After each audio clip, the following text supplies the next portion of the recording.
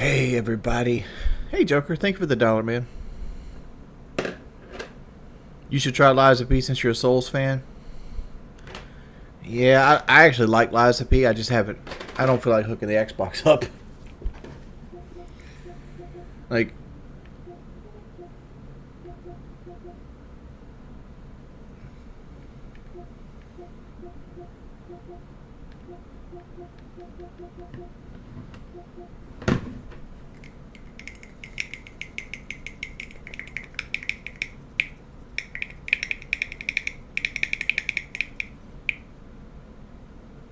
Lies of P are more Bloodborne than Dark Souls.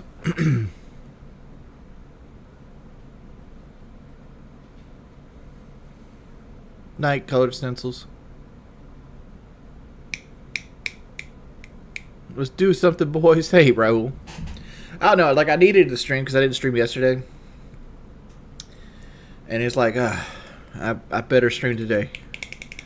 So it's like, just sit down and do it. Don't fucking think about it. Don't care about what you're going to do. Just sit down and stream.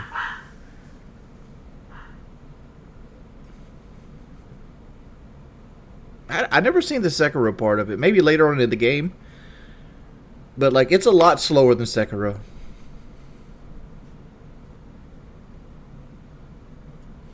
Let's go drink the Kool-Aid.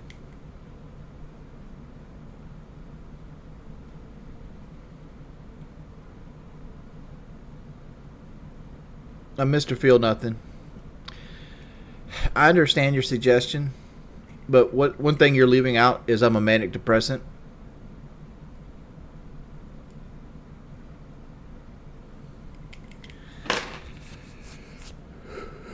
And I have extreme anxiety.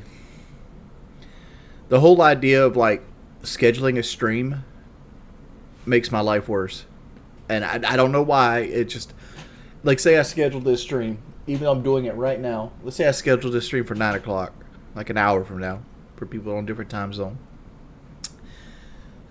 I would sit here an hour at the computer and just stress what could happen.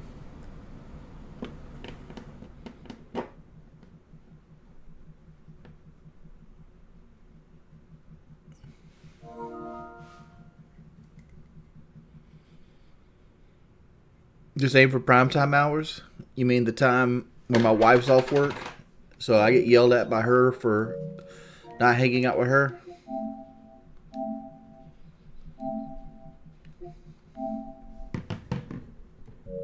Hey, Mars, thank you for the dollar.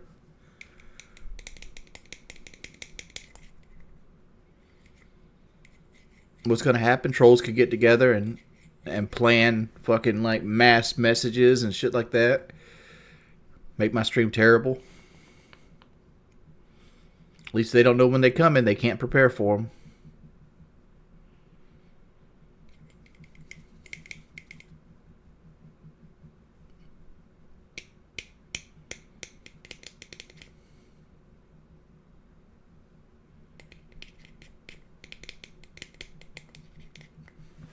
Like, let's say I was going to do like a rainbow stream. I know people fucking hate rainbow streams, but they show up to them. But let's say I was going to do a rainbow stream. And I'm like, all right, we're going to play rainbow today. That guarantees that I have to put on a delay, because I hate streaming with a delay on.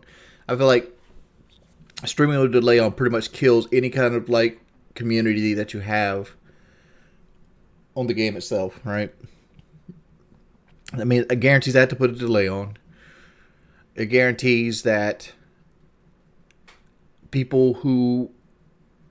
any match I play is going to have people either telling the enemy what's happening, or telling the game plan that we're going to do, or something of that nature. You know, like, it makes it really unenjoyable. And like, that's one thing I've been searching for lately, is to try to find the enjoyment in the stream. Because like, the money's been really down. Like, I know one game you could play. Is it Destiny 2? Thank you for the $5, Blackout. Yeah, like, the money's been really down. Money's down by like 50%. So like, it's also stressful knowing that I'm gonna have to fucking beg to make donation goals. So like, makes me not want to do it, because I wish the money would just fix itself. But it is what it is. And like Liza P, like I'd play Liza P more, but I don't want to hook my Xbox up. I just don't want to do it. And like, the alternative to that is you got to pay $60. So where's it at? I think it's $60. Yeah, $60. $60 for a game that I'll play for 20 hours and never touch again. That's $2 an hour.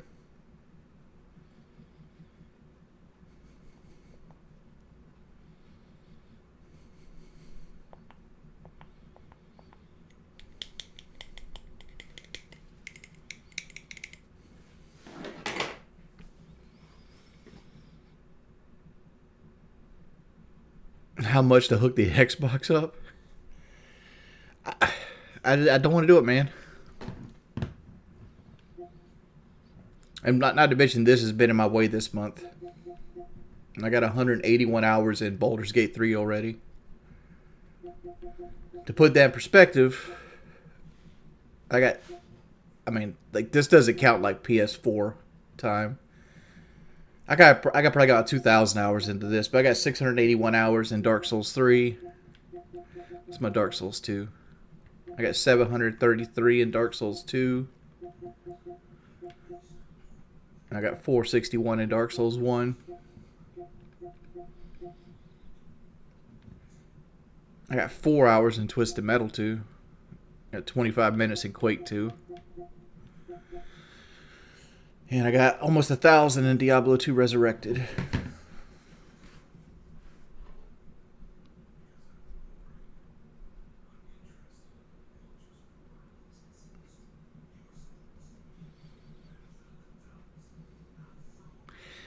You're saying gaming is in a recession right now, but like, Baldur's Gate 3 is probably the best RPG ever made. Hey, some reason I can't DM you on Twitter. Can you read my DM message I sent you on Discord? No need to respond right away. Hope everything's going well, player. Thank you, G-Said. Thank you for the 20. This is for the first hour of Liza P. Thank you, Nerdling Rush.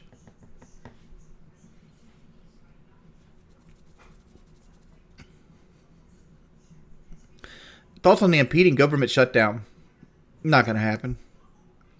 This has happened 5 times in my life, I'm guessing. And each time it's at the 0 hour, they've made some type of like debate. Here's the thing, right? For the government to completely shut down, one would be catastrophic, and two would mean they'd have to go without a paycheck. They're not going to go without a paycheck. It's going to work out. It's going to be fine.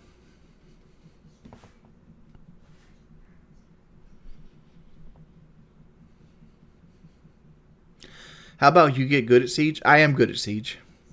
Am I champion level? That's debatable. But like being good at the game, I am good at the game. Like what you don't see, like especially when I'm streaming, is most of the time I have people working against me. I got people looking at the stream. I have no sound. You know,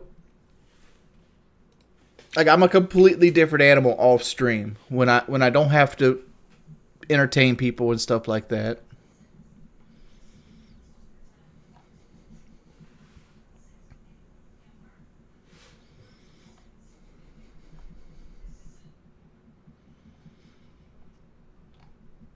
Like here's a perfect example. Let's flip over here to screen capture. Curved. All right, so here's a good example. This right here, 6 matches. This was the other day on stream. I went .58 KD. I got 15 kills. Most of my games was 3 and 5, 1 and 5, 2 and 4, 3 and 4, 6 and 8. You know, everything was negative. I couldn't get a positive game, and like this 1 and 5 made it look really, really shit, right? And then here's 9 matches off stream, right? You know, 2 and 0, 0 and 4, 10 and 6, 7 and 6, 7 and 4, 7 and 5, 5 and 6 for a 1.2 KD. Like being able to hear footsteps, not having to concentrate on stream, not having people like stream sniping you and things of that nature. It's a huge difference, man. And like to say that it's not, you know, it is what it is. Do I have the best aim in the world? No, I don't have the best aim in the world. But like, it is what it is.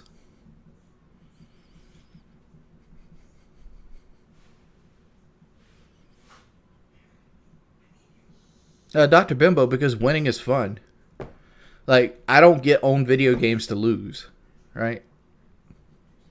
Like, there's two major things that want to happen when I get on a video game. One, I want to be challenged.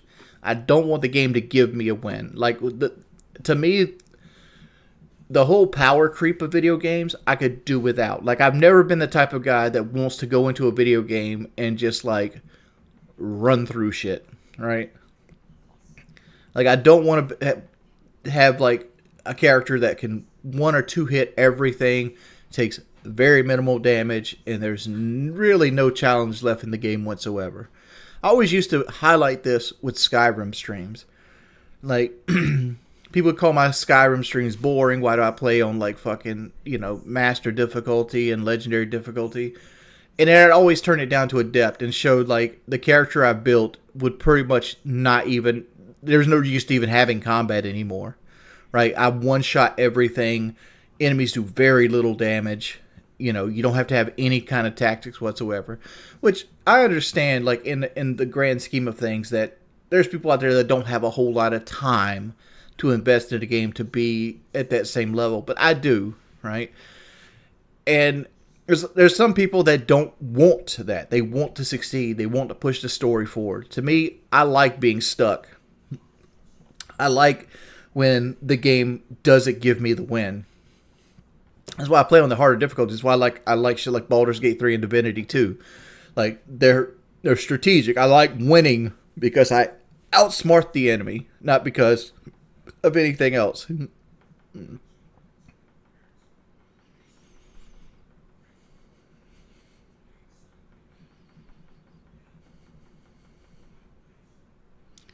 Why don't I play Baldur's Gate 3? People hate it.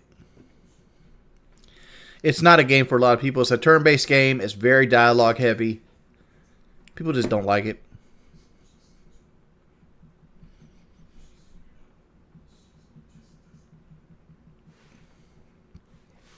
And there's over difficulty too. Let me go ahead and talk about that.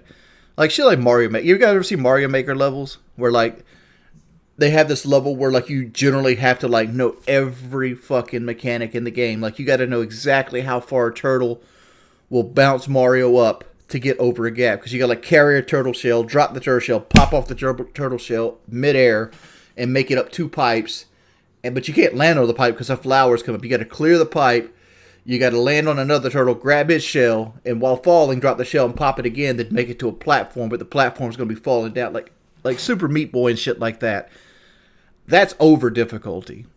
To me, like perfect difficulty is you have to engage with all systems the game brings. If the game has a crafting tree, you need to dip into it. The game, if it has an alchemy tree, you need to have alchemy. You know, and a lot of games really struggle with this because it's very hard to make a perfect difficulty, right? Like in Baldur's Gate 3, for example. Let me just pop Baldur's Gate 3 open. I'm gonna like here's my bag of fucking retirement scrolls, right? Like I have all these scrolls I've like saved up. I got 9 whole persons. I don't know what the fuck I'm gonna do with them. So I just sit here and hold on to them, you know, shit like that.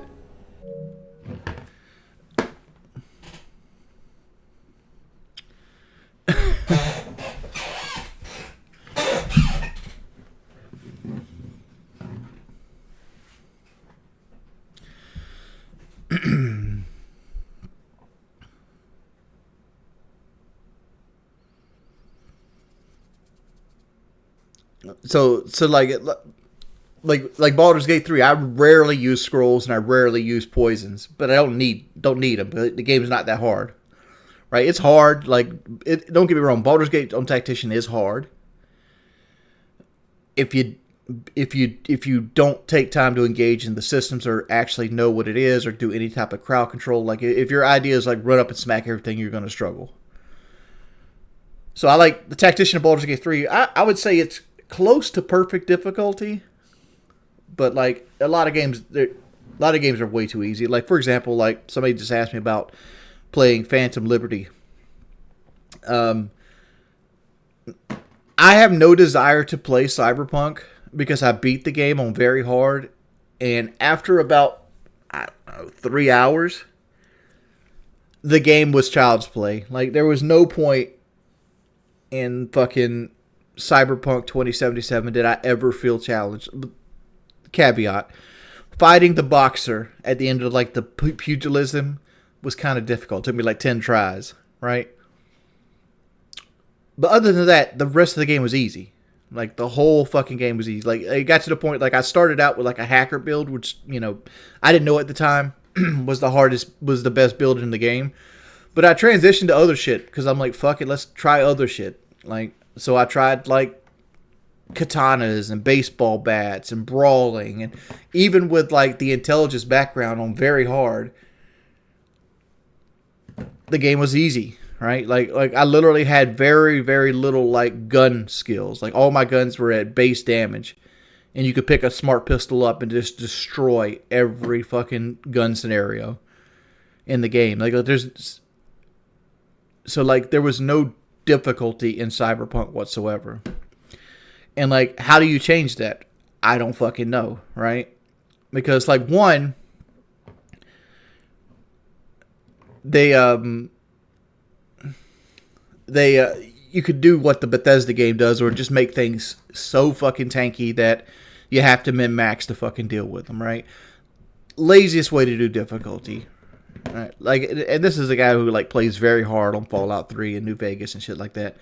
Super lazy way to deal with difficulty.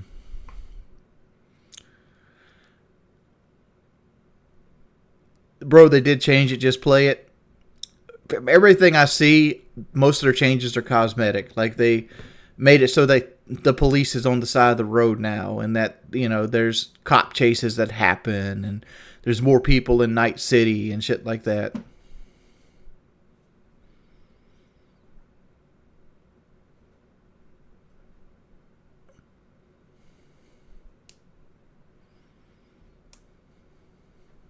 Yeah, Death March.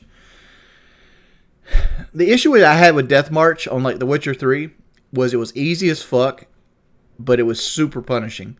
right? It's one of those things where you can be fighting like 5 ghouls, and the chance of them to hit you is, I don't know, 20%. Not like they have a 20% chance to hit like 1 in 5 hits, but like you're so good, you're gonna, if they attack you 5 times, they might hit you 1 out of the 5 times. But there's every now and then you mess up and all 3 hit you at once and they insta kill you.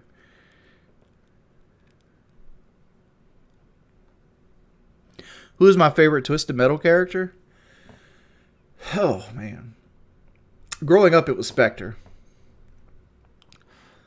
Nowadays, it's like especially with Twisted Metal 2, like Twisted Metal 2, I've been more into Grasshopper, and that's mainly because I just like her special. Like I know she gets flack from every person on the fucking world about her special, but look at it this way: one, there's a shield in the game. Like what I like to do with Grasshopper is if you have a full energy bar, you could put the shield on, ice them, hit them with the special, and then throw a remote off at the same time and do 40 or 50% of a life bar. Sometimes almost insta killing them in the case of like Twister, something like that. Hey, Gray Baby. Who's a good cat?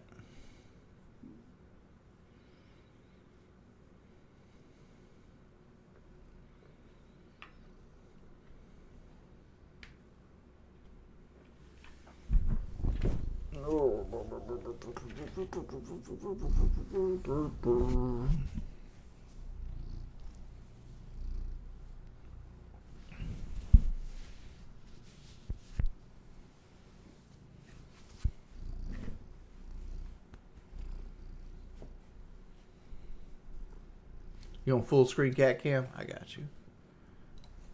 Full screen cat cam. He's got his arm stuck in my shirt, like right here.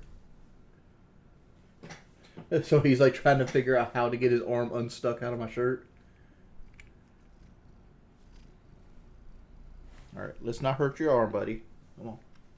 There you go.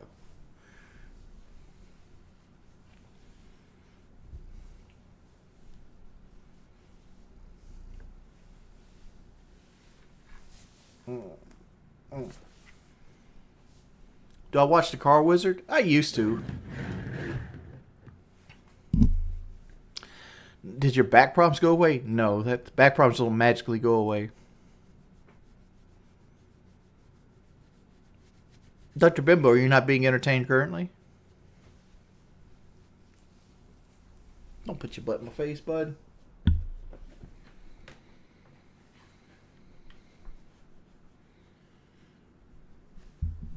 Watch LA police chases. I think police chases are the dumbest thing on the planet.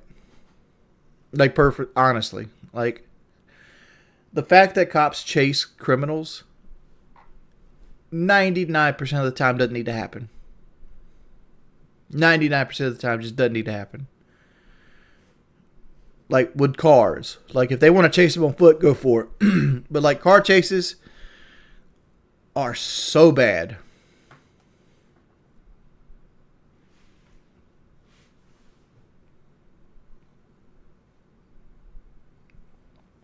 No, I think they should take the license plate, run the license plate, and get a fucking warrant for them at home. They gonna go home. All they shit's there.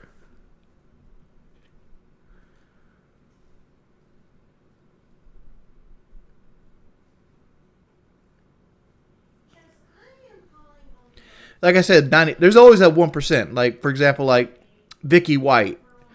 Like you've been doing this manhunt forever, and you finally find Vicky and I forgot the other dude's name, tall dude, whatever. The 2 white people's name, right? Bang. What if the car's stolen? If the car's stolen, that means somebody else owns it. You know what the person who owns that car doesn't want to happen? A fucking police chase, right? Where you pit stop the car and it flips onto its roof.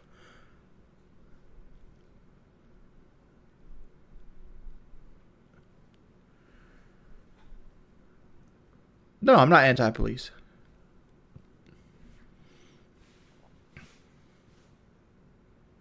Insurance will cover that? Yeah. Yeah. Said just like somebody that's never had an insurance claim. Dr. Demographics. Criminals drive away now. Quit believing what you see on TV.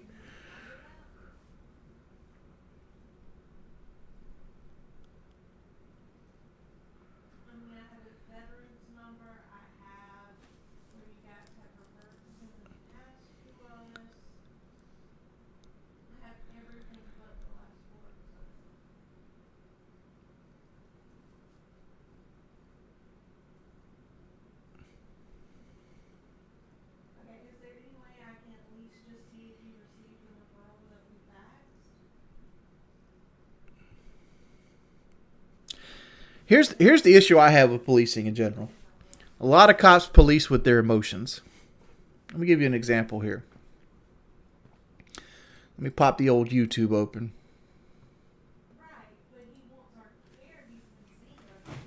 And what is it?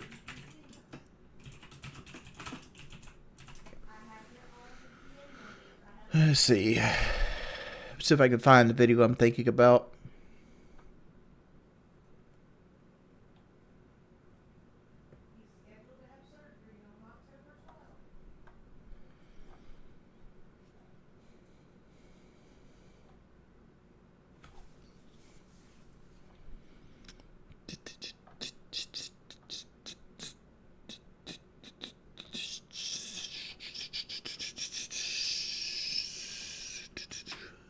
This is harder because Grayson wants love. My cat is so sweet.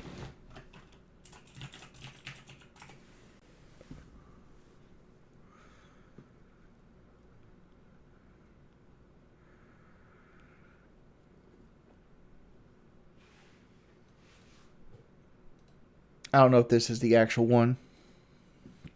We'll look at it regardless. Let's flip over here. This isn't the one, because the one I'm thinking about is in daylight, but it gives you a good example of like cops having no chance but still risking people's lives. Like if you stop right here and you see this white Camaro over here, they're currently going 68 miles an hour, and this guy just starts baiting them.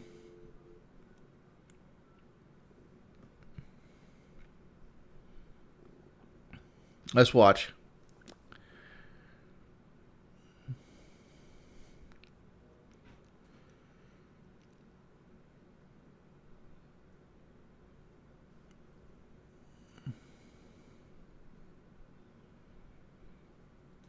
So he already sees this guy's going in.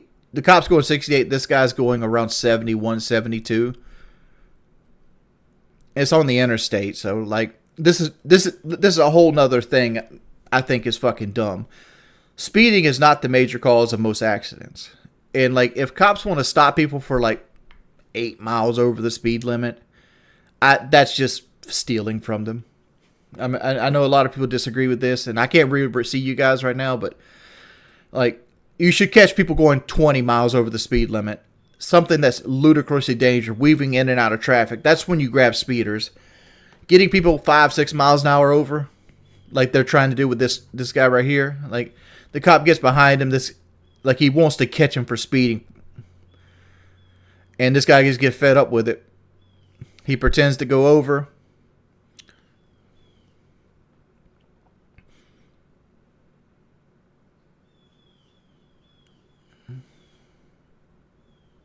And he punches it. That's that 6.2 liter screaming. Like this cop right here, the look of his hood right here, he's in an Explorer. He's got the 2.3 Explorer. It has no chance against that fucking 6.2 liter fucking GM engine. Like, that car's gone. And look at the length of this video. He'll never see that Camaro again. He's literally going 110 miles an hour. And he's going to sit here and do that for the rest of the video, most likely. For what reason? That Camaro is over the horizon. Turn your fucking lights off. Hit an exit. You're gone.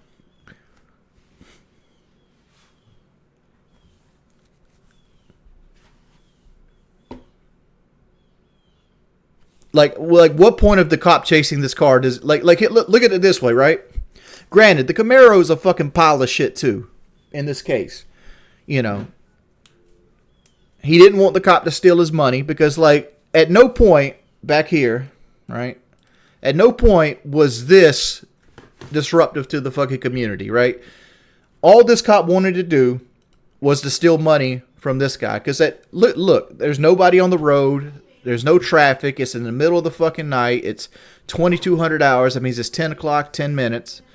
You know, everybody's at fucking home. This guy was just going to steal money from him. That's cop. That's all he wanted to do. He wanted to make a quota, a ticket quota, whatever it might be. But because this guy had the audacity to run from him, this cop is like going 130 miles an hour in the middle of the night on a blind turn looking for something he has no chance to catch.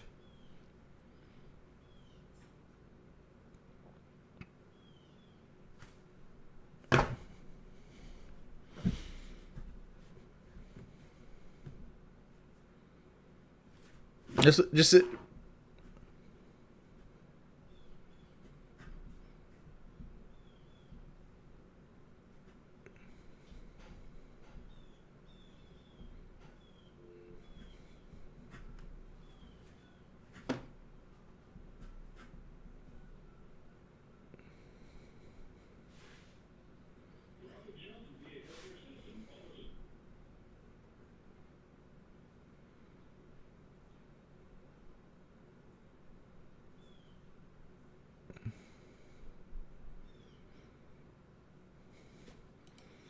that cop right there took one of those turns at 60 miles an hour in an SUV. That right there by itself is more dangerous than him driving 8 miles an hour over the speed limit. Now he's on residential streets where he's going to barrel through stoplights.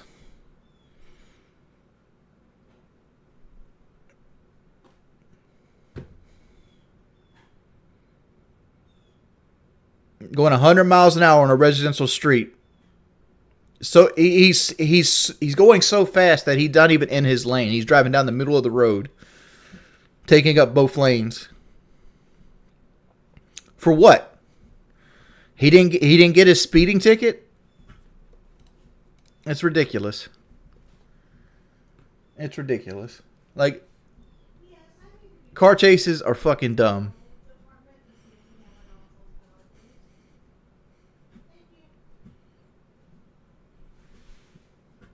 He doesn't. Like,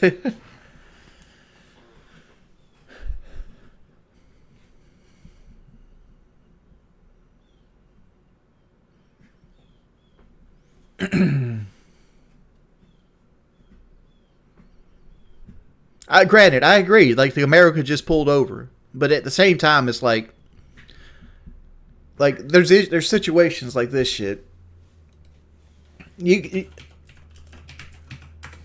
You guys,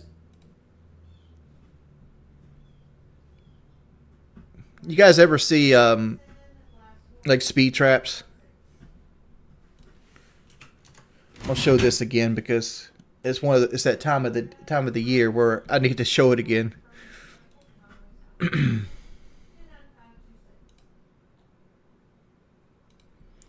Let's see, Brufo Media. I live in the South, and in the South we have these things called speed trap towns.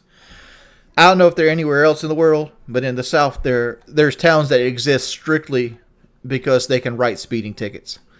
They'll have, like, the only new coat of paint that'll be in the entire town will be the cop car and the courthouse. That's it, right?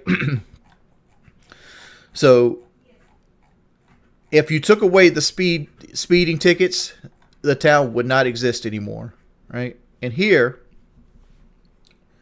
is a prime example of a speed trap town. Right here, bang.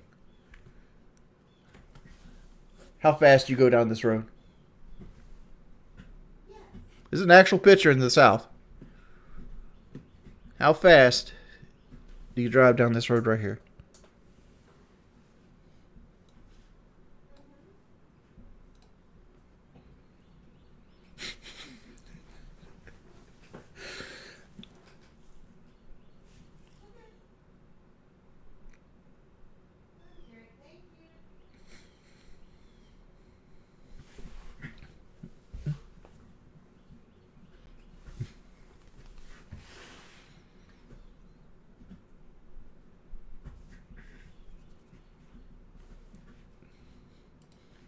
And like that's a quick 20 to 120 pull.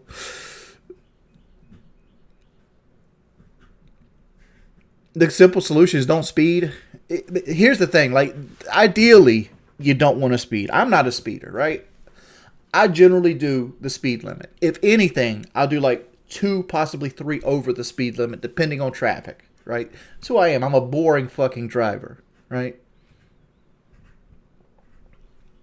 Right? But cops live off this shit.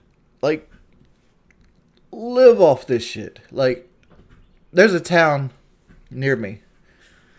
It's called Marion, South Carolina. Right? You can look it up. There is nothing in Marion, South Carolina but a courthouse and cops. That's it. All the buildings were like from the 1900s, like with like little bits of coat of paint put on them every now and then, like, oh, new management. This 200-year-old fucking building, 150-year-old building is, now like a smoke shop or some shit like that. Whatever it might be.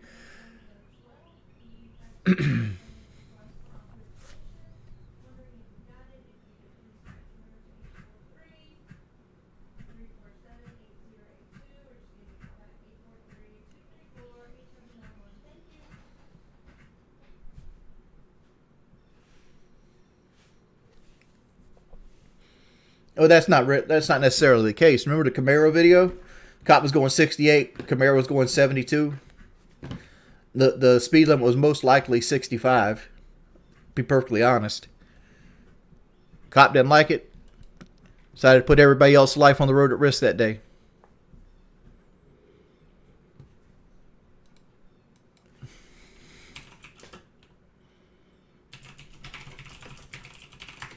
Like, let's watch this.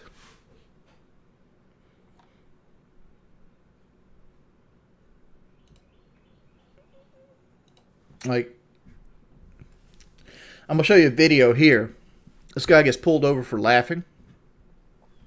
But not for laughing. He gets pulled over for turning on his lights to let somebody know that a cop is sitting around waiting for a ticket. Like this thing.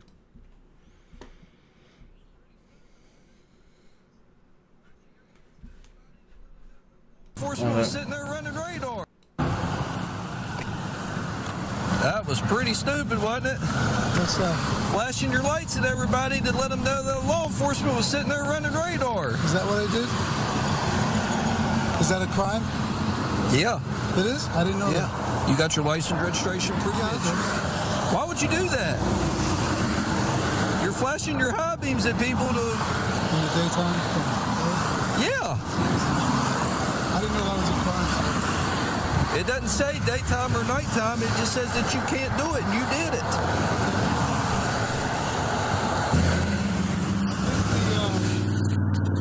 What's that? The insurance, I didn't look it up on my phone. I don't think I got the actual card yet. But let me see. This cop is in the right. No, he's not. Using your car as an extension of your home, and the idea of using your warning sight the lights on your car to talk to other drivers is constitutionally protected activity. Is considered free speech. The insurance, because I got insurance. I switched from Allstate to State Farm. Yeah, I'm sorry. I didn't know that was a crime. I didn't know that was. Yeah, you can't high beam people at any time in the daytime or nighttime. I didn't know that. I didn't know. I mean, nighttime I understand, but daytime I don't know. Corporal J.D. Ellison there. That's one of those things. But I just not being an emergency vehicle, and I could take you to jail today for your. That's worse. Let's watch more. Yeah, it's not illegal to do that, to flash and warn, but it's illegal to high beam. And it is legal to have flashing lights on your vehicle. This man just said it's illegal to have flashing lights on your vehicle. I didn't specifically try to get TYT or something right here. I just grabbed whatever I seen. But he just said it's illegal to have flashing lights on your vehicle, right? Every vehicle I've ever owned had flashing lights on it. They're called the hazard lights. There's a button you press and all the lights blink to let people know there's a hazard. Right? I'm not doing React content. Not being an emergency vehicle. And I could take you to jail today for your unsigned registration card, but I just wrote you a citation for that. That's actually up to 6 months in jail. 6 months in jail for not signing a registration card.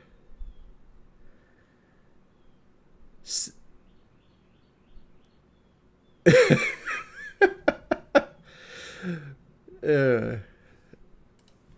think it's funny, sir? I'll take the ticket, sir. I know, but do you think this I'll is take funny? this. I'm allowed to laugh. I can laugh all I want. Go ahead and step out here for me. I didn't do anything. Sir, I'm asking you to step out of the... Am I being detained? Yes, sir, you are. Step out of the vehicle. Are you serious? Place your hands behind your back for Are me. you serious? Yes, sir. Place your hands behind your back for Oh me. man, you're serious, brother. I'm not your brother. Believe me, you're not. Yeah, I'll never be your brother. I'll never be your brother. Exactly. You'll never be my brother. Just be careful. I don't want to be your brother. No, just be careful with me. Don't jerk away from me. Just be careful. Don't jerk away from me. What? Look at this right. What? The guy kind of like moves to the left of the headlight because he thinks he's going into the back of the car, and this cop jerks the fuck out of him. Just be Watch. careful. I don't want to be your brother. No, just be careful with me. Don't jerk away from me. Just be careful. Don't jerk away from me, sir. Just be careful. This guy thinks like to me. I'm not a violent person, right? But that cop doing that to me, he needs his ass stomped, right? Like nothing about this cop is respectful or like deserves respect, right? Like he's making up shit, right?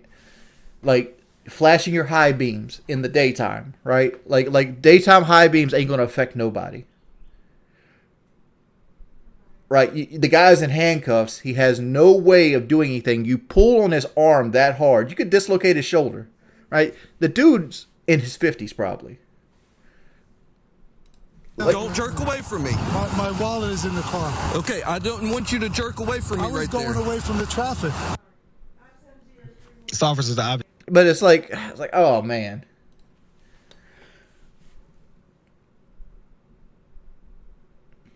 I would have went to jail that day. I'm gonna let you guys know this. I would have went to jail. I would have not let him back out of taking me to jail. Like if you got to me like that right there, you're taking me in. I'm like, no, I'm going to jail.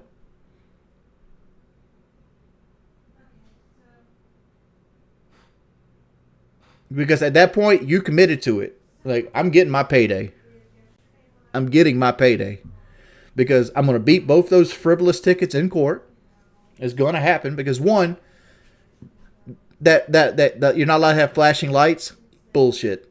Completely bullshit, right? They're talking about sirens. They're talking about things of that nature. And generally, they're color-coded, right? Like, you're not allowed to have flashing red and blues. You're not allowed to pretend to be a cop. Because, like, tow trucks have flashing orange lights, right? Like, AAA has, like, white flashing lights. SC Dot has yellow flashing lights. Right? Like, to say that there's a law that you can't have flashing lights on a non-emergency vehicle is bullshit. Every car comes with hazard lights. There's actually laws implementing when you're supposed to use hazard lights on your vehicle, which are all flashing. To say, like, turning your headlights on and off is considered flashing and not First Amendment speech is bullshit, especially when there's already case law on it. Secondly, not signing a registration card. Right? South Carolina doesn't make you sign a registration card, so it's like something new. But regardless, threatening 6 months in jail and then causing assault, right?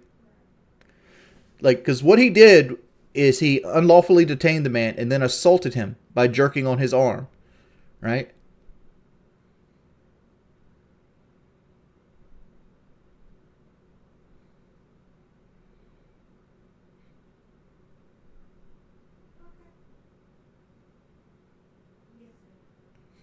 Like you're taking me to jail.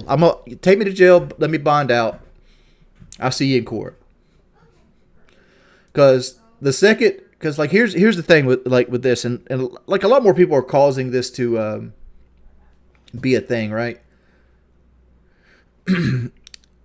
Is like, unless cops have a valid reason to arrest you, they lose their qualified immunity as soon as they ID you, right? Like, all you have to do is say, like, I don't consent to any searches. And the second they go into your pocket and pull your ID out, they lost their qualified immunity, right? Because when they do shit like this, when they arrest you for some frivolous, made-up shit, that's what they're doing.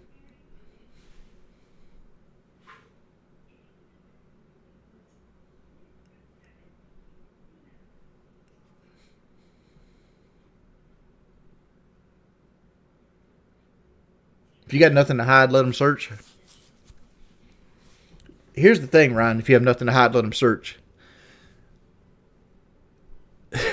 They'll plant shit on you, right? I can pull videos up right now of cops like pretending that your taillights are out, and because they roughed the guy up, like they pushed him on the ground and they kind of beat him up a little bit because he didn't believe what he got pulled over for. It wasn't taillight. It was like he didn't use a signal. That they planted drugs on him. Please, tugging your arm isn't an assault. Do it to a cop. Bro, do it to a cop. If you don't think they'll use tugging your arm as an assault on a cop, I've seen on the show Cops, like somebody smack the top of a cop's hand. Like, but while trying to show the cop like what they did to them. Like they, like it was a woman too. Like, he's like, he smacked the top of my hand like this. And I seen that cop fucking face plant that woman and charge her with assault.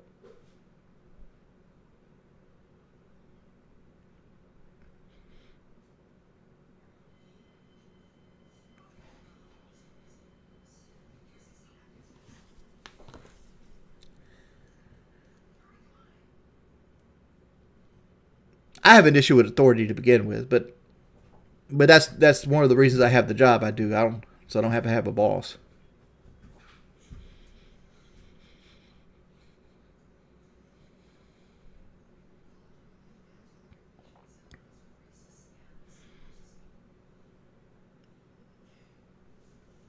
I don't know.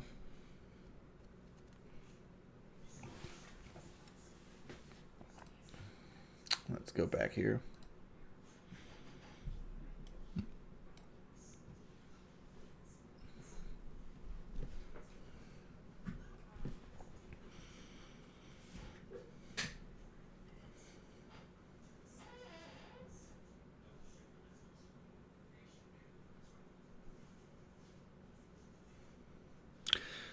It's not even that, dude. Like, you never heard the blue wall of silence?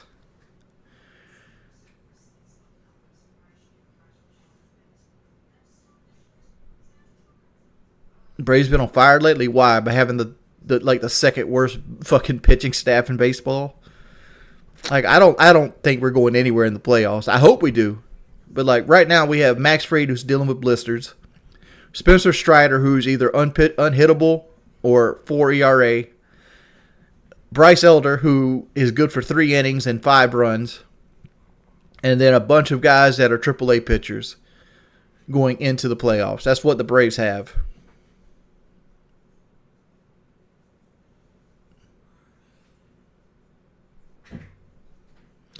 Here's the thing, like police activity. Right now, police are better than they ever have been. And every day of the week, you see a cop leaning on somebody's neck or shooting them in the back and planting a taser on them. There's not a day I wake up I don't see a new video of a cop being a pile of shit to somebody. You ever see that one cop that body slammed the guy going to work? You guys know what I'm talking about?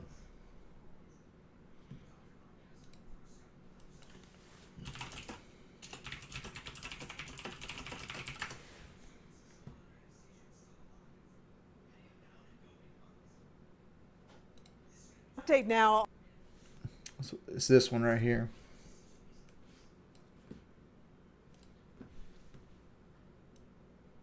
This is a news one. Let's back up real guy. Let's do the police activity one.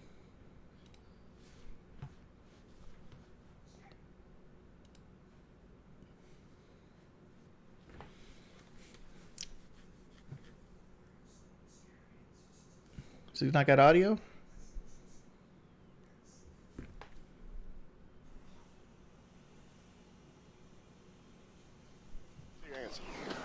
Let me see your hands. Let me see your hands. He's got all right, look. He's obviously got a headset in. He's walking to work. He's got it's probably cold. He pulls his phone out. He turns his music Let off. me see your hands. Takes his earbuds out. Your hands out of your pockets. He doesn't know what's going on yet. Turn the chains back. Excuse me. You're being detained, bud. Don't take your backpack off. Take your backpack off. Excuse me. What am I doing? Take your backpack off. Can you explain what this Before is for? you go on the ground, take your backpack off. I'm going to get picked up for work. Come on. Since we want to play this game, Sir, put your hands behind your back. this is my phone. Put it down. Can you tell me what's going on? Just put your hands behind your back before you end up on the ground. I'm trying to drop my phone. Hello?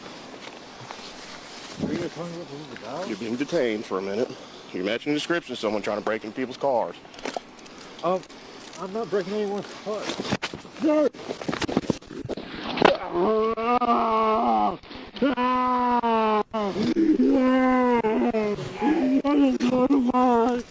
your hands behind your fucking back. You dumb bastard. Oh my God! I'm just going to work! They don't know where we are. Help me! I'm just going to work! You got that? I'm just going to work! Ow! Ow! I don't know. Ow! Please! Yeah. I'm getting picked up from work! Please! 921. Please help me! Shut the fuck up. Get up. I'm going to work! Air traffic right. Ow! Ow! Shut the fuck up, dude. Get up. Ow! The context was the cops got a call that somebody was looking in the cars, and the guy had a hoodie on. Instead of talking to the guy and asking about him, I'm going to tell you right now what happened there, right? I'm going to tell you now what happened here. As a big old boy, I'm bigger than this guy, but like, this guy's obviously got a bulletproof vest on, but this guy's 250, 300 pounds, right? He couldn't pass the cop fucking physical test today if he wanted to, right? He didn't want to run. Like, he came out there, he got the guy who he thought was the person, and instead of being like a decent human being and be like, what's up, man? There's somebody out here looking in cars, could I maybe just get your ID and like, let me run stuff and like, talk and maybe stuff like that. He's afraid this guy's going to run from him, and he didn't want to chase him. He didn't want to run. That's what this is about. Your boy didn't want to run. But regardless, the guy didn't know what was happening. He was listening to music. He was walking, to get picked up from work, whatever it might be. He might have meet it at a store or something like there. And what happened here, this is like 7 months ago, he ended up cracking this guy's skull and causing him massive brain damage. He broke his shoulder, he cracked his skull, and some other things. Like, you can see the man could barely walk after the fact. And like, the guy, if you want to consider this resisting, Up like, on the ground. I'm trying to drop my phone. Hello? like, is this resisting? Like, is this the lowest bar of resisting? You're matching the description of someone trying to break into people's cars. I'm not breaking anyone's car. That's the lowest bar possible. That is the lowest bar of resisting possible. Like, he is literally trying to have a conversation with the guy.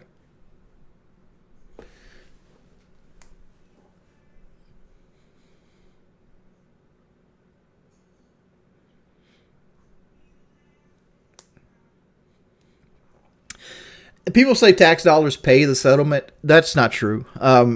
Cops usually have an insurance company that pays out, but tax dollars pay the premium on that insurance policy.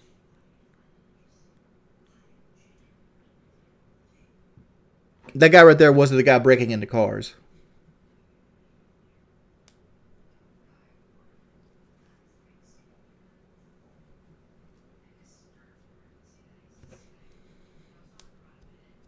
And like it's a weird thing, right?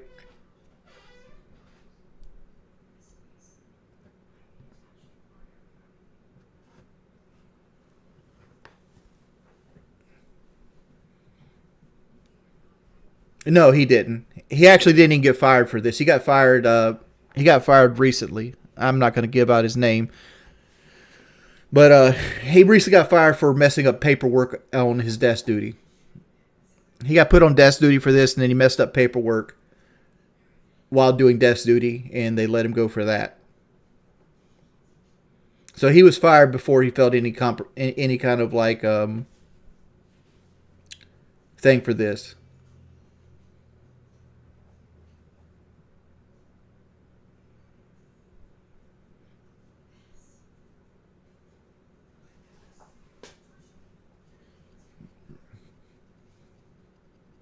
He spilled the fry grease on the desk duty paperwork.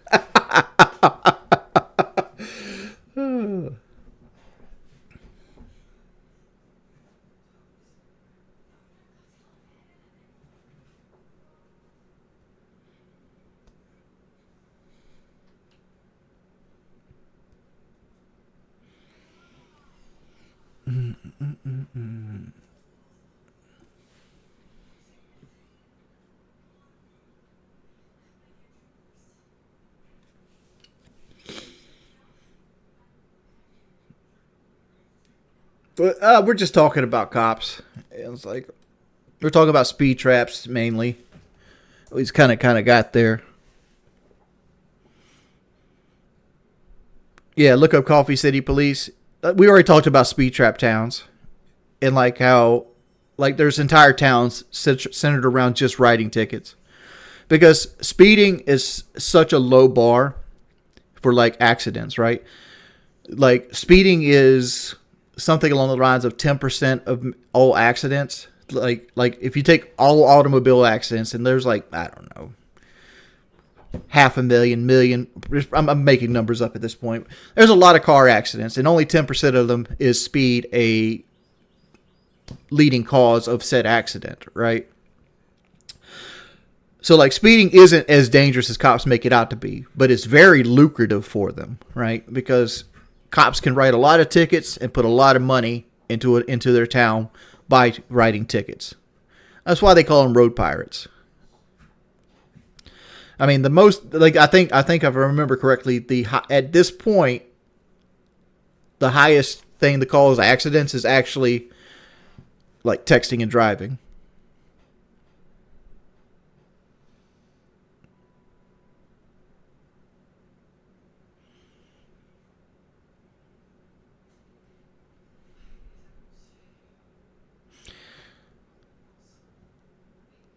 Are you allowed to fight a cop in self-defense? The answer is yes, but the real answer is no. You're allowed to resist against an unlawful arrest. But laws are so open to interpretation that convincing a judge who is also in the good old boy system that the arrest was unlawful is going to be very, very stressful and life-altering. It's best just to follow orders, take your tickets, and fight it in court. That is the best advice I can give you. Do not fight the police. Do not resist against the police. That first video of the guy laughing, best way to handle it. Take your tickets, go to jail if they won't, bail out, take it to court, get your settlement.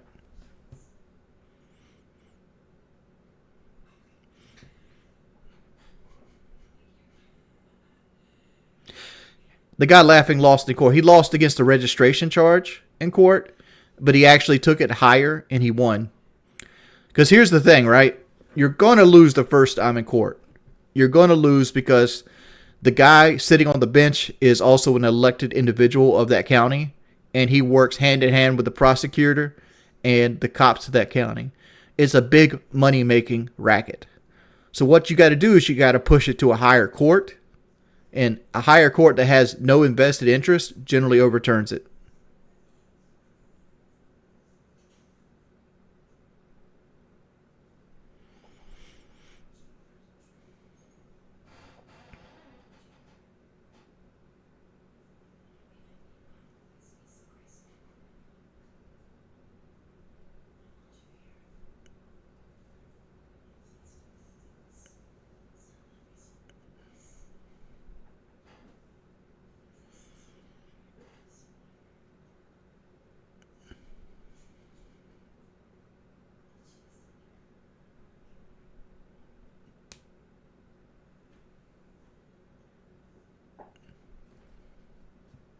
They don't care because they don't get repercussions for it. You guys never see the college student that got pulled over for DUI? He didn't get pulled over. He got pulled over because he had his high beams on inside city limits because one of his lights were out, and he didn't know he weren't allowed to use high beams inside city limits. He wasn't in the city. He was only the outskirts of a city where it's more rural. But the cop wanted to be an asshole, and it was raining, and he pulled him out, and he had him do all these field sobriety tests and all this other shit, and he blew zeros, and he still arrested him for DUI. Took him back to the station, and they tested him over and over again. They couldn't, and they ended up letting him go. You guys never seen that?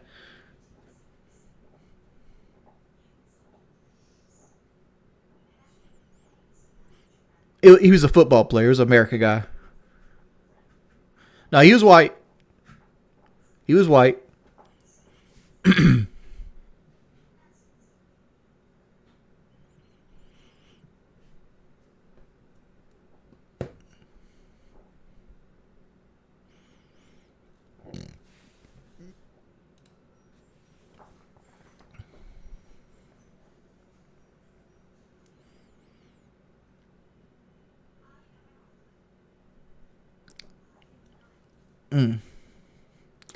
I grew up poor, me and Gene Okerlund.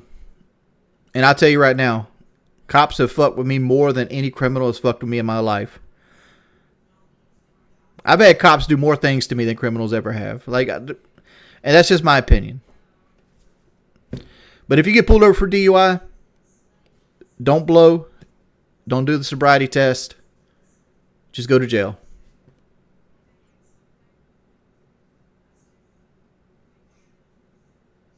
Yeah, don't do the.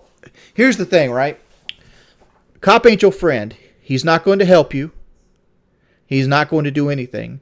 If you don't blow and you don't do the field sobriety test, which you're not required to do, right? Some places will suspend your license, but if you beat it in court, you get your license back anyway. And if you fail the test, you're going to get your license suspended anyway. It's just it's an idle threat. Just don't do it. Right?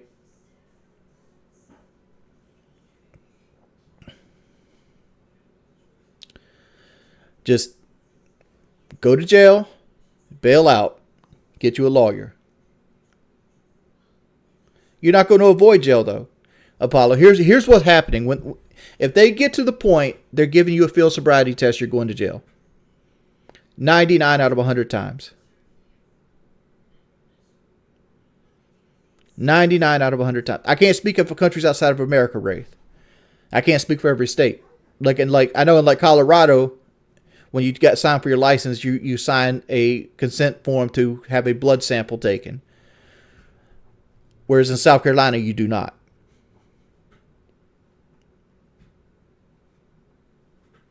Well, first off, just because you get arrested for DUI doesn't mean you've been drinking and driving.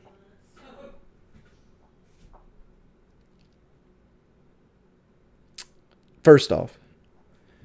There's a lot of times cops will fuck with you with field sobriety, because how many people here thinks they can pass a field sobriety test completely sober? You'd be surprised that the vast majority of people cannot do it. It's designed to be failed. And even if you blow zeros, they'll just say, oh, you've been smoking marijuana, or you've overtook your medication, or whatever it might be, and they'll still send you through the system. Don't talk to cops. Follow orders. Go to jail. Bail out.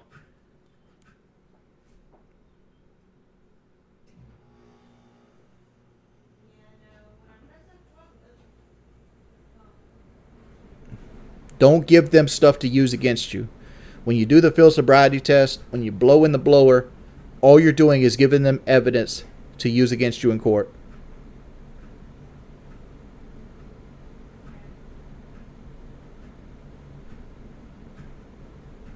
I'm not anti-cop.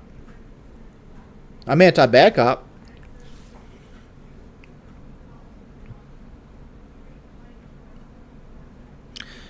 No, if you blow zeros doesn't mean you're clear.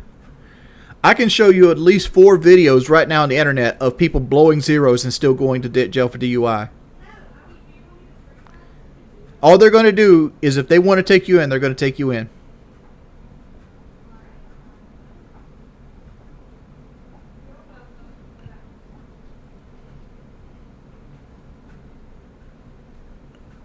Correct, cutie face. If you're blowing zeros, it means, oh, I thought you were drunk. I said I smelled alcohol, but it might have been marijuana. And don't get me started on fucking dogs. Police should not have dogs. At all. Police should not have dogs whatsoever. Dogs are literally a Fourth Amendment scam. Like, you ever see a dog hit on a car? Like, the man will literally tap the window. The dog would jump up and hit the window. Oh, dog triggered. We're searching your shit now.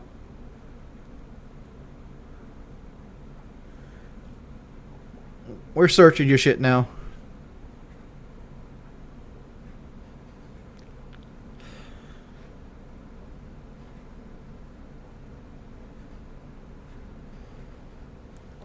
I'm not going to show dog stuff. But There's instances where cops let dogs go in a house and literally rip the guy's arm up and scratch their face to death and shit. Like, dogs don't have a stop switch. And I don't think cops should be allowed to have dogs.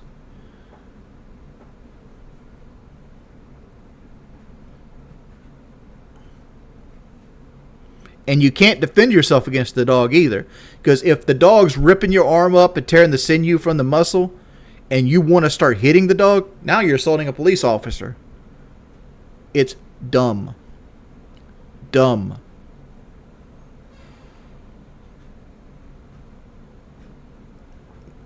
Don't come at that. The people, the Papa guy, the Papa Rick guy, he's the back to blue until it happens to you. If you just follow directions, you won't get hurt. And then I show him the video of the black man laying in the road with his hands up, getting shot by the police officers, where he's like literally laying on the ground with his hands up like this in the air, because he's taking care of an autistic man that has like a teddy bear or like a truck or some sort in his hand, and the cops mistake it for a gun.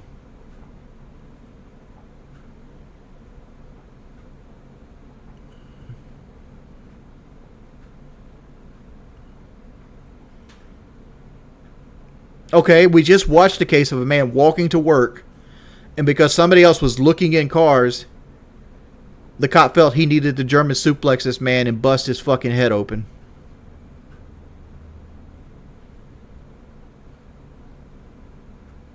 Did we just not watch that video?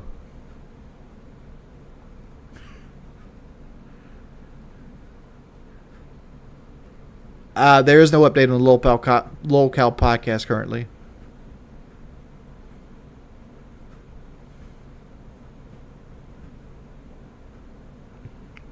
Well, I'm actually going to stop with the reactings content because ain't no donations coming in for it. Like as soon as I started actually doing react content, the money dried up.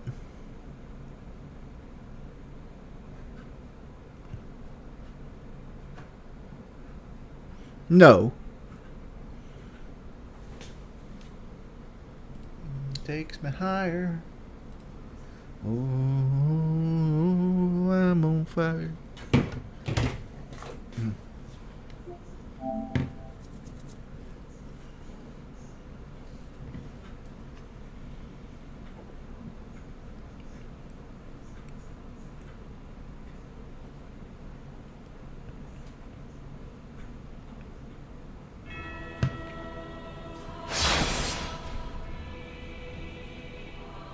You'll donate for the Darking Pog. I don't really do React content because there's too much gray area with it.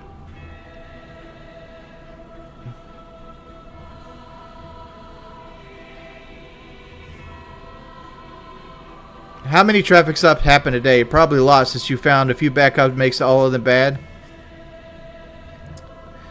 Dude, I'm basing this off of my experience with cops. And you're talking to a guy who's had his house broken into a couple times. With cops putting guns in his face. Did I not download that?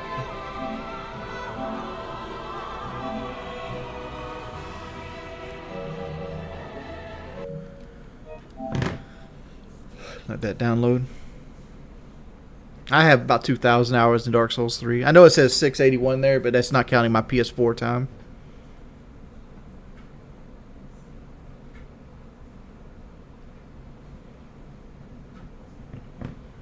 I don't blame cops for the first swatting, but I blame them for the second through fifth swatting. At some point, you gotta be like, this shit's fake.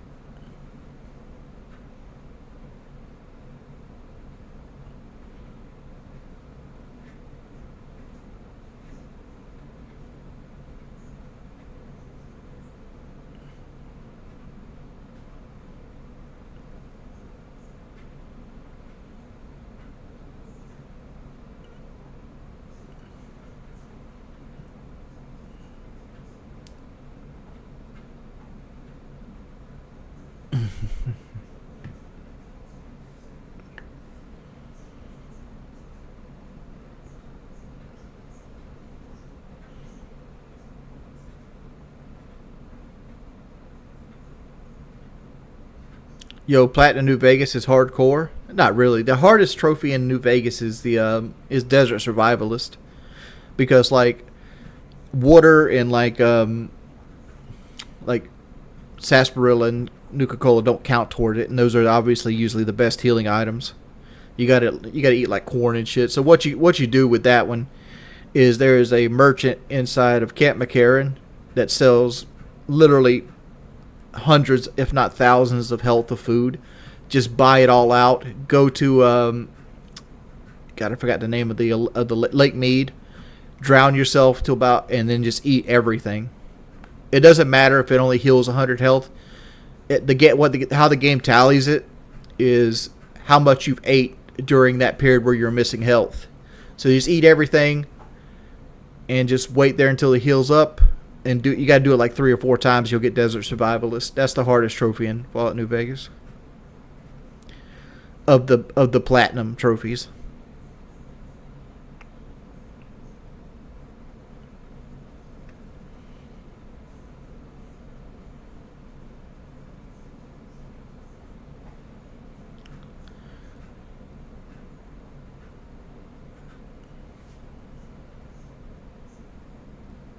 It doesn't sound hard with my method unless you're playing it on PlayStation 3. Because if you go into Camp McCarran on PlayStation 3, the game pretty much takes a shit on you most of the time. It'll freeze and shit like that. So you gotta save it and hope every area loads.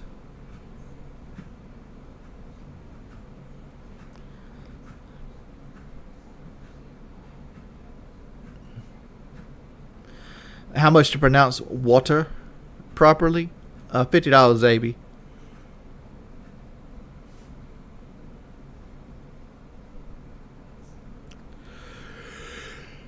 I got a bad desire. Ooh, I'm on fire.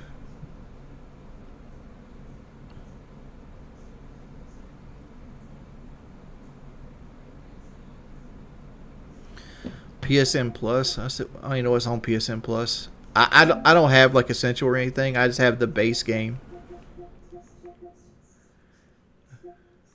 So this is what they got me. I don't know what these are. Like I whatever the base is. This one, the Essentials plan, which is apparently went up $8. So it used to be $17.99. Now it's $25. I pay for the one that lets me play online. I don't give a shit about them giving games away and shit.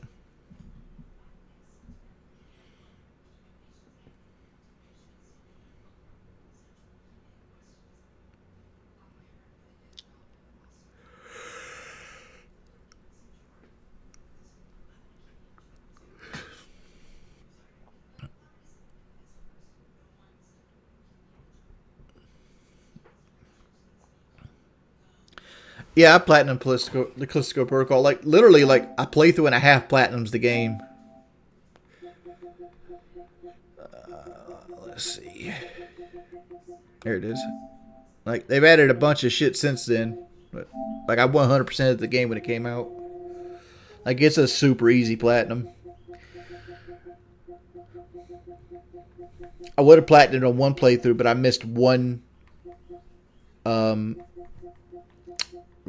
README file.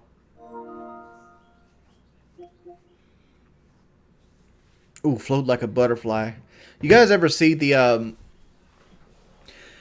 Muhammad Ali is the worst story in sports. Oh, Dead Space Remake's way better than Callisto Protocol.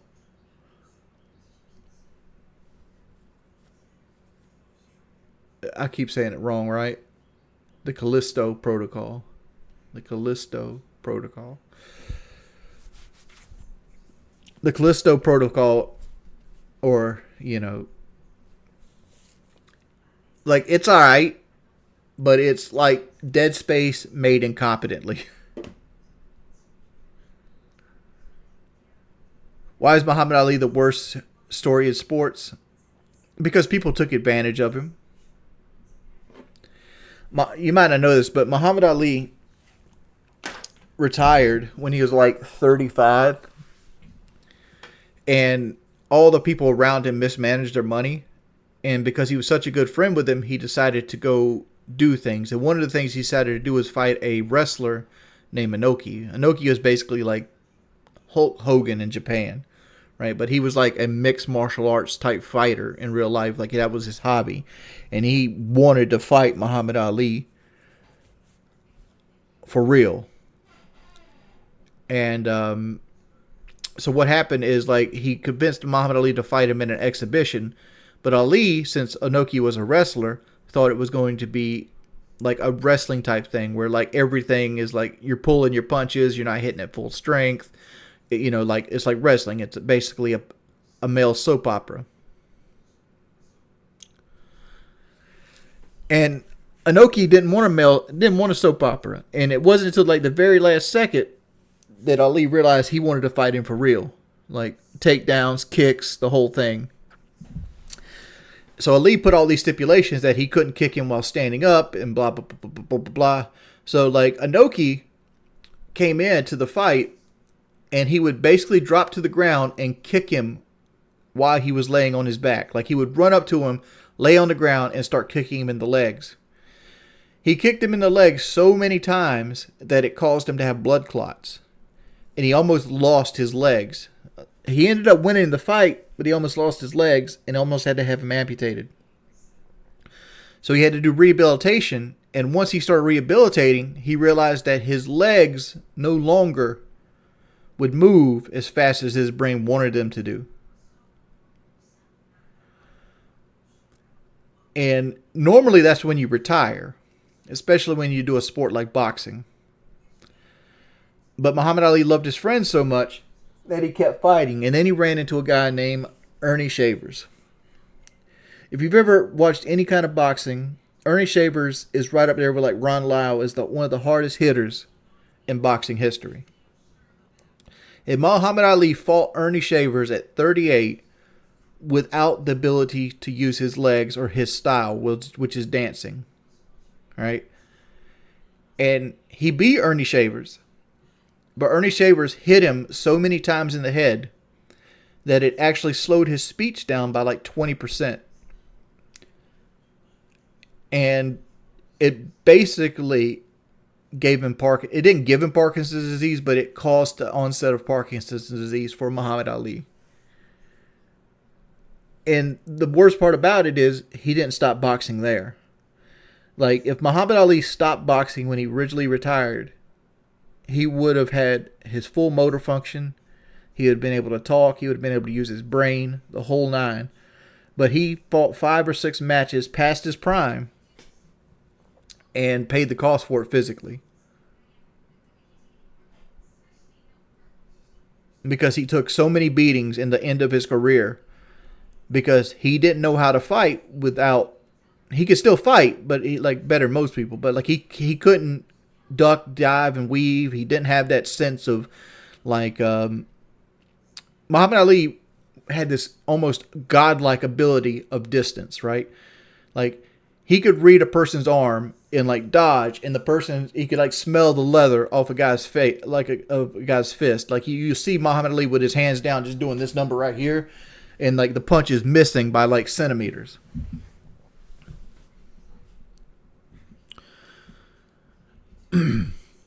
But Muhammad Ali basically lost his ability to speak because he fought too many fights past his prime. Another person who did this was Evander Holyfield. Holyfield, which didn't have the same effect as Muhammad Ali, but Holyfield stayed longer than he wanted to. On the flip side of that, one of the best stories in baseball is Sandy Koufax. Sandy Koufax retired after he went 27-6 and won the World Series for Dodgers at the age of 31. And he did so because he didn't want to destroy his arm. Like, he wanted to live the rest of his life with the use of his arm. And like he goes, you know, the loss of income, if you ask a man that lost one of his arms, how much money would he take to give that arm back? He'd probably give everything he had to get his arm back. And he retired. He didn't come back to baseball. Like, Sandy Koufax is the flip side of Muhammad Ali.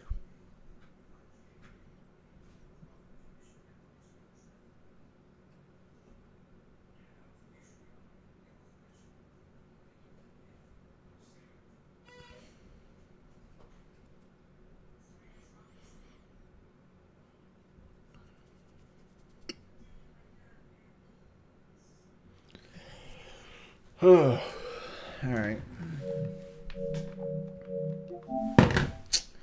Can I do? It gets me higher. Ooh, I'm on fire.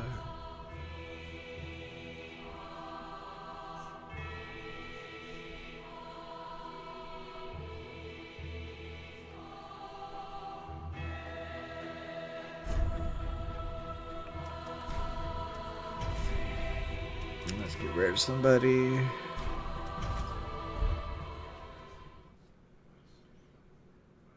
Yes, indeed. It is.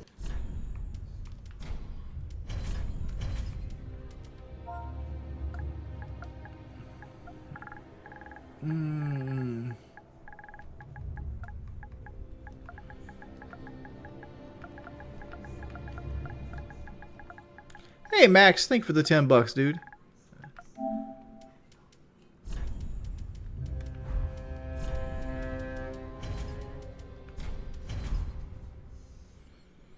I don't have thoughts on Tekken 8. Don't have any thoughts on Tekken 8. No, I've never met Ronald Acuna. I've actually never been to a Braves game.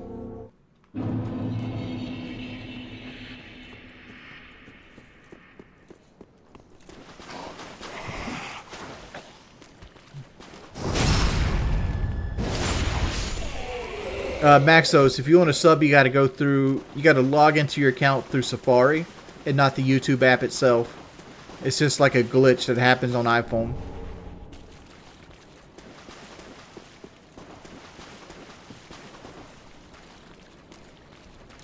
Here's the thing, guys. I don't make enough money currently to buy games. Like, I'm just stretched too thin. Like, right now, like, I need to make $400 the next 2 days to even get to where I normally I consider my minimum is. And that's mainly because I took yesterday off because I just got burned out. So like buying games is not in the cards. So I don't really look forward to games.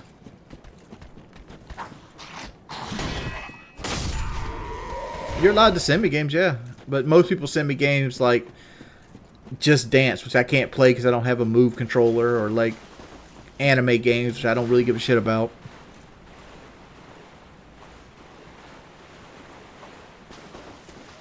Terry Tate.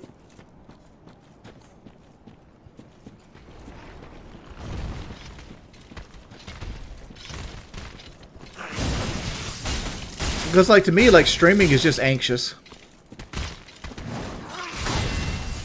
Very rarely is streaming like something that's fun to do. Like I'm anxious right now because of all, like I want to take the stream down and delete the stream because I reacted to videos earlier. That's where my head is right now.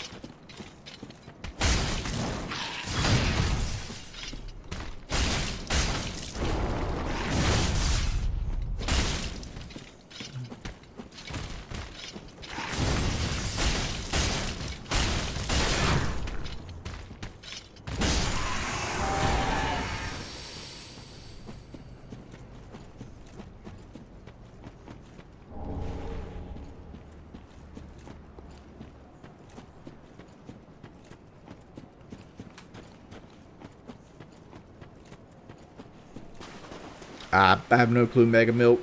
Like I'm well past the point of like wanting to stream. Like I stream because it's a job. So when I get on, I'm here like, all right, I need to do this for this amount of hours to make X amount of money. And like I have these games to play it with.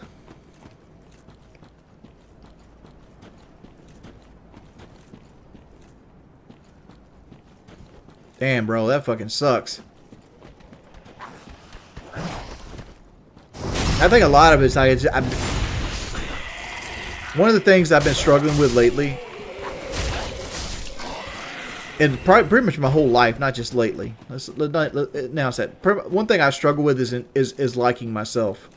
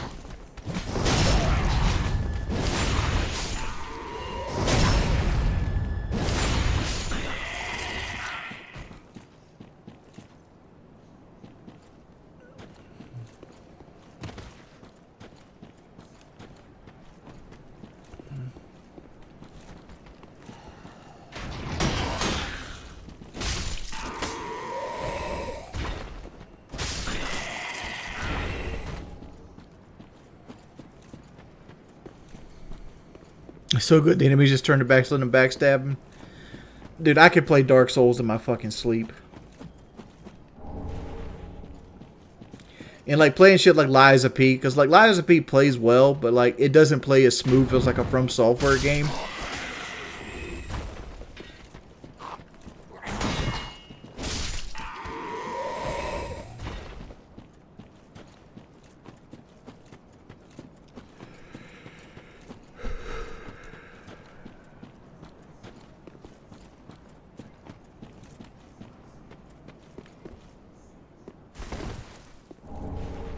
In the middle of my head and you.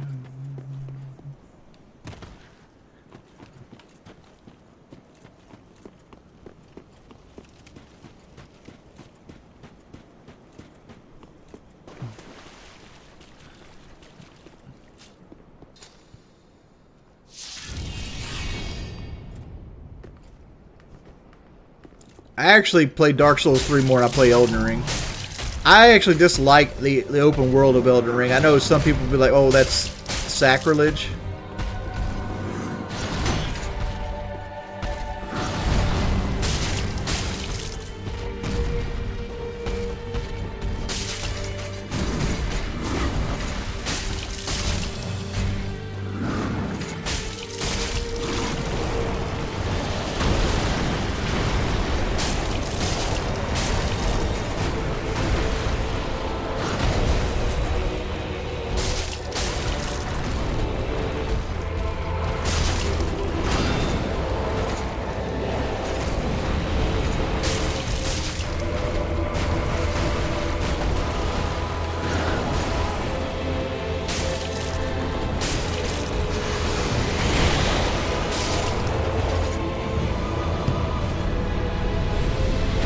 try out Counter-Strike 2.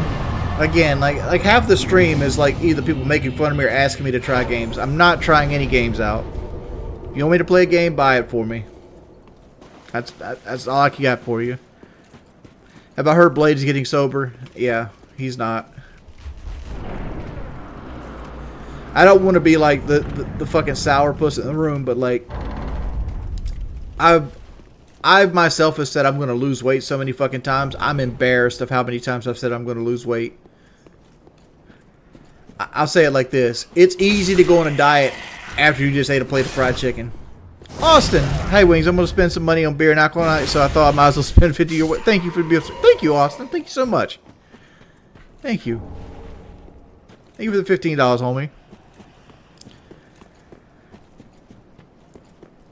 And I think Blade's like whole thing where like he basically went off on Keemstar. I don't know if you guys seen this, but he basically said Keemstar should keep his name out of his mouth, and he created Drama Alert, and Keem stole his ideas, blah blah blah blah blah blah, and Keem's a talentless hack and so forth. And then he got sobered up. Hey Wings, love your streams. How's big ups to you, King? Thank you so much, dude. Thank you for the $10 as well. Like again, it's easy to say you're going to go on a diet after you eat a plate of fried chicken. Because you're not hungry at the time, you're feeling bad about yourself, and things of that nature. But like when Blade starts to get the fucking shakes, because like here's the thing, Blade's well past a casual drinker. Blade is drunk nearly every day of the week. So Blade's body, when it doesn't get the alcohol it wants, is going to give him the fucking shakes. And when he gets the shakes, he's going to want to drink. And when he starts streaming and people realize that he's as boring as I am, you know, he's going to want to talk about Cadillacs and fucking like pairs of like shoes and stuff like that. And the numbers aren't there and the donations aren't there, and people want to see him yell the N-word and drink and drive and shit like that. I give it a month at best before he's back there slinging Jaeger bombs. And I hope I'm wrong. I never want to see a man go down to alcohol, because I know exactly what alcohol does to people. I've seen it firsthand at least 3 times in my life, of men in my life dying from alcohol. Like I even made a comment on Reddit one time where like what Blade's going to go through. What's going to happen is one day he's going to wake up and he's going to be colder than normal. And he's going to slowly adjust that thermostat, because his body's going to stop being able to regulate itself. His eyes are going to fucking yellow. His skin tone's going to yellow. His legs are going to start swelling on him. He's not going to know why. Like it's going to start with his feet, and it's going to move up to his thigh, and to the point where like he's going to start touching his leg. He's going to feel water.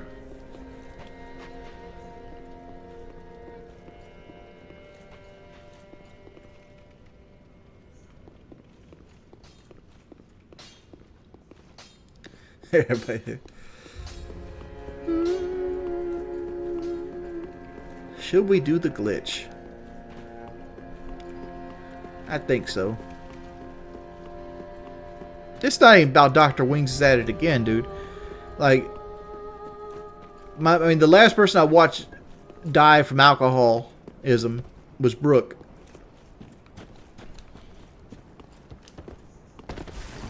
It like does a lot to a man when he's pissing neon orange, because it's a mixture of like his liver not being able to filter the food out in his body, and the fact that, you know, he's dehydrated constantly, and there's a little bit of blood in his urine.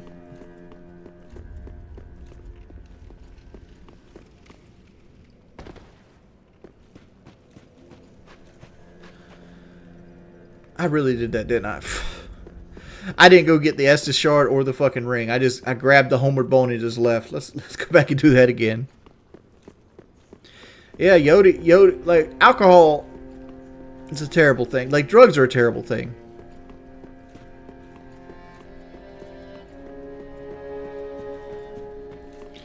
Blade isn't an act. Oh, shit. I'll tell you right now, Blade's not an act anymore.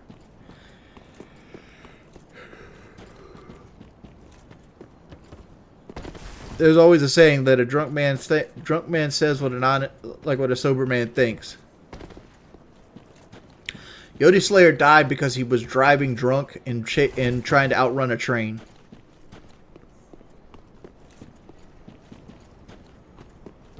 Oh god, I'm messing up. Will you watch the new Saw movie? Probably not. And here's the reason why I probably won't watch the new Saw movie. One, Saw hasn't been good for about 9 episodes now. Even though this one's supposed to take place at John Kramer more so than everything, which is the most interesting part of the series, the whole John Kramer thing. I think it's... Oh.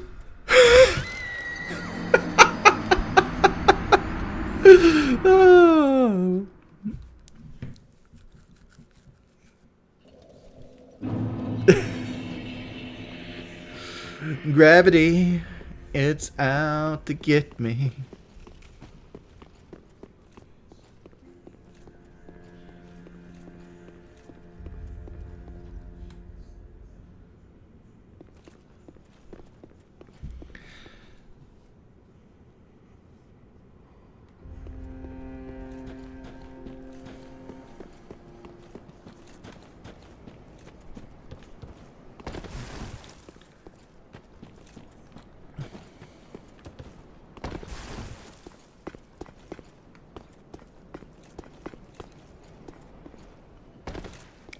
I've just never been a guy that's down for like torture porn.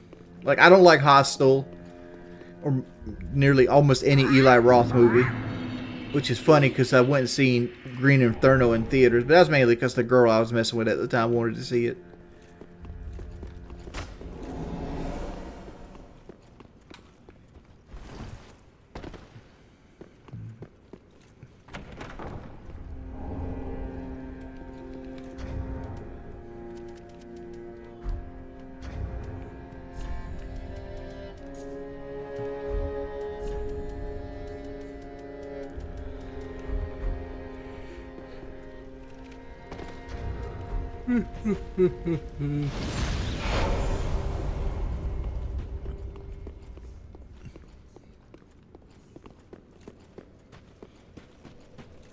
I want a movie that makes me think, not a movie that's like, oh, let's see how far his eyeball pop out of his head.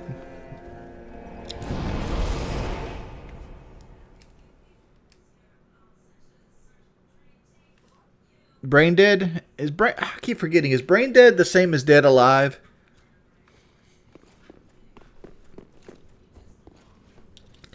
I'm going to tell you something about Dead Alive, which is another Peter Jackson movie. When I was a kid, I used to think the Latin girl in Dead Alive was like the most beautiful woman in Earth. It was like, oh shit. I don't know why. Like,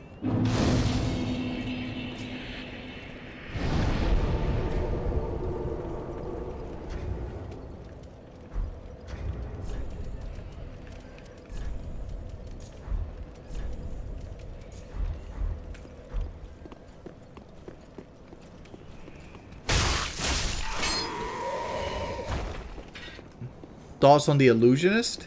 It's a good song by Scar Symmetry. The movie itself, I've seen it, but I forgot everything about it. Other than like toward the end where he's like holding a car over his head.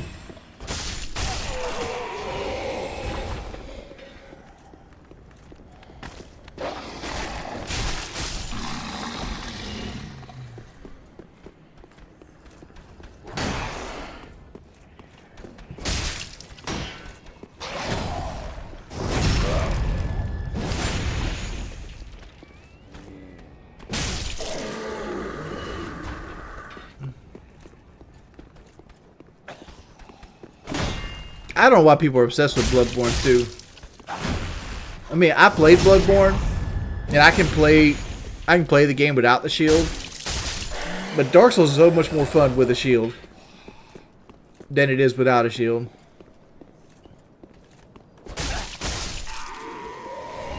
Maybe I'm just a turtle. Turtle.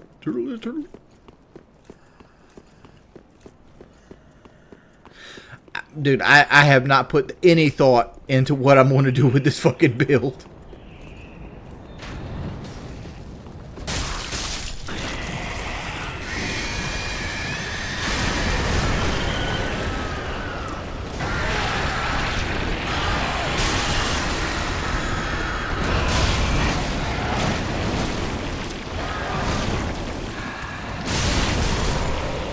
fucking pussy man.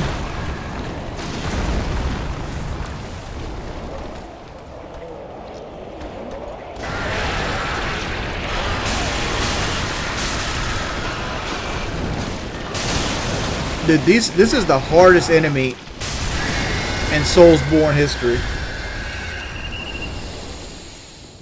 The fucking pussy man. I know it's weak to fire, but like I've never gotten good at fighting them. Other than cheesing the fuck out of them with like fire arrows and shit like that.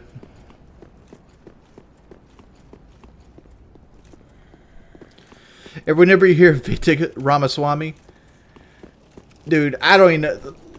Every time I see a Republican debate go on TV and the fact that Trump wins the Republican debate without even showing up makes me think they should take all that money and just give it to the homeless. Like all that campaign money and shit that to me is just wasted money. Trump is your presidential nominee. Deal with it. You literally have a guy that was against anchor babies in the United States while being an anchor baby himself. I was like how is this even possible? And I'm using the term anchor baby because I don't know a better word for it.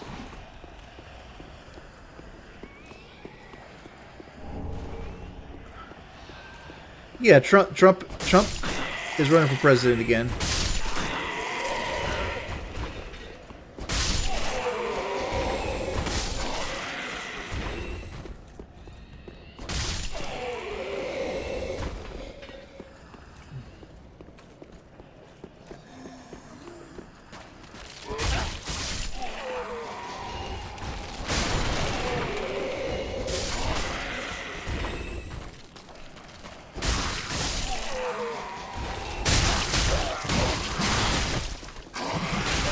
Damn, son. Where'd you find this?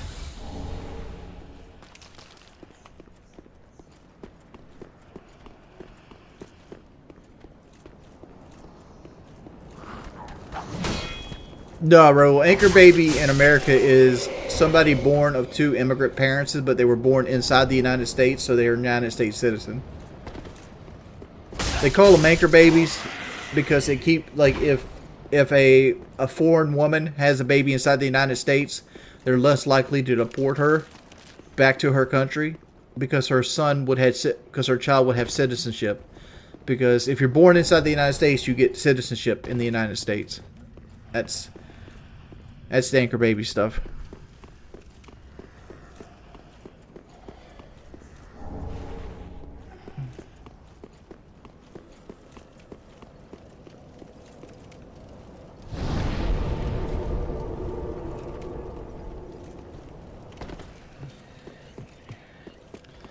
Nikki Haley tore somebody's ass apart. That's a change because the only thing Nikki Haley did in South Carolina was tear roads apart.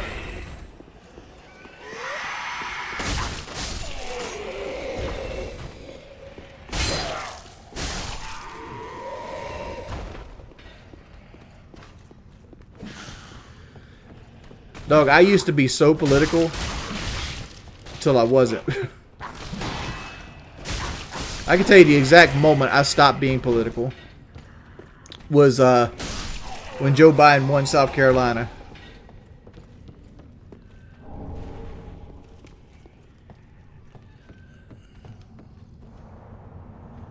Hey, Joey!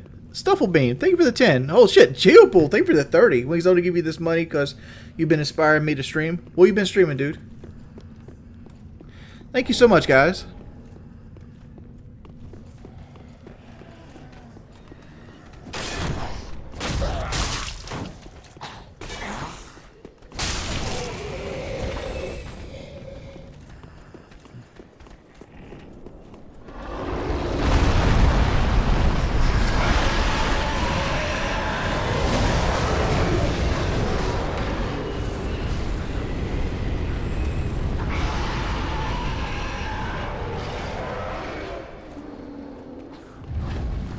Let me go clear these guys for a fight with the mimic.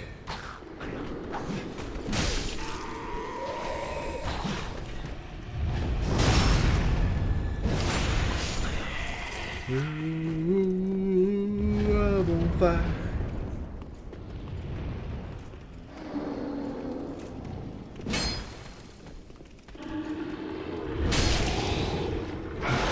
That's tough.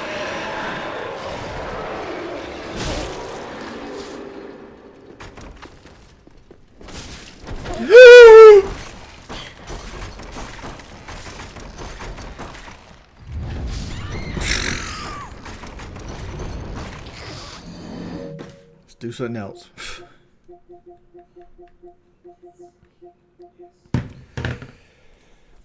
Ugh.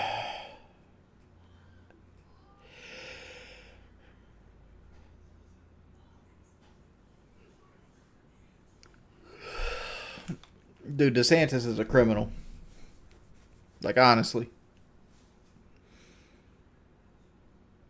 Will I be getting GTA 6? No. Is that for real? Let's look here. DSP getting divorced. There's something from May.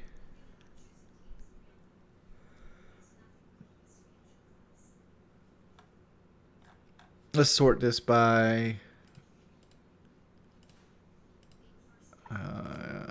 past month. DSP won't discuss his impending divorce.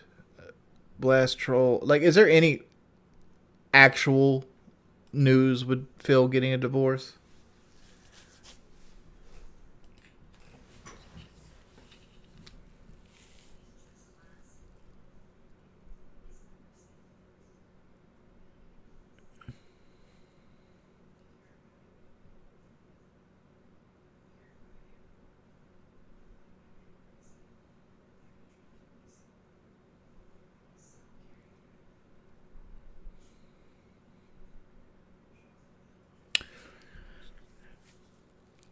I'm surprised that hasn't come up with me and Kelly yet. It's like, because Kelly doesn't come on stream anymore, doesn't want to be on stream, but she doesn't want to be on stream. She don't want to be made fun of. Because believe it or not, being made fun of sucks. Phil drinks alcohol. Like, honestly, like, Phil does drink. Like, I think he was spending like $100 or more a month in total wine, which isn't that much. Like, if you're going by Blade standards, I wonder what Blade's alcohol bill looked like. Because like a bottle of Jaeger is what? Let's see what a bottle of Jaeger costs.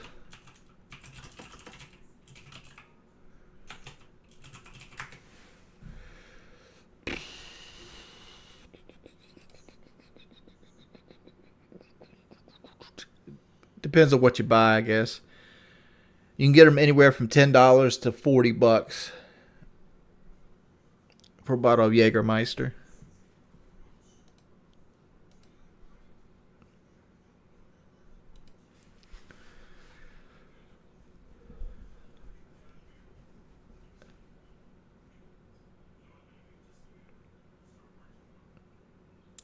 Max Free's not out for the it's not out for the Division Series. He's Charlie Morton is. Charlie Morton's out for the Division Series.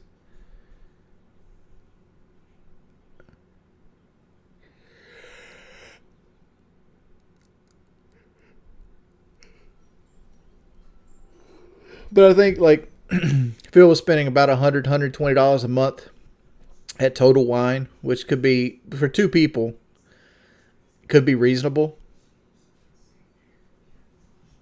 I don't see it as like overly drinking.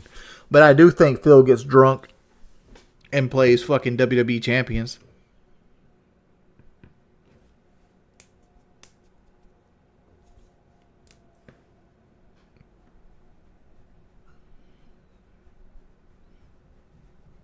That's the only way I could think of like spending. Like, for those who are not in the know, right? If you're not in the know at all, Phil at one point was spending $3,000 on fucking WWE champions. And I'm like, I've always said the thing that Phil has done to me that is like wow. Because Phil had like $10,000 in back taxes, and he asked for people's help to pay his back taxes, and people gave a lot of money. Like they gave like, I don't know, $7,000-8,000 to help him pay his taxes. And he spent 2.5 of that on WWE champions, right? So like, let's I don't know the exact number. Let's call it $7,000. If you took $7,000 and you took 2,000 of it and bought WWE champion like pools, that's so dishonest. So fucking dishonest. It's ridiculous. Like me and my wife used to make fun of Phil like in private because like Phil can have like a fucking WWE champion account that's really high level, or a brand new BMW. Which would you rather have? Paid off too. Not even a note, just a paid off brand new BMW. Like even if he went and bought a brand new BMW, which is a depreciating asset, he could at least sell the brand new BMW after he got done using it to make some of his money back.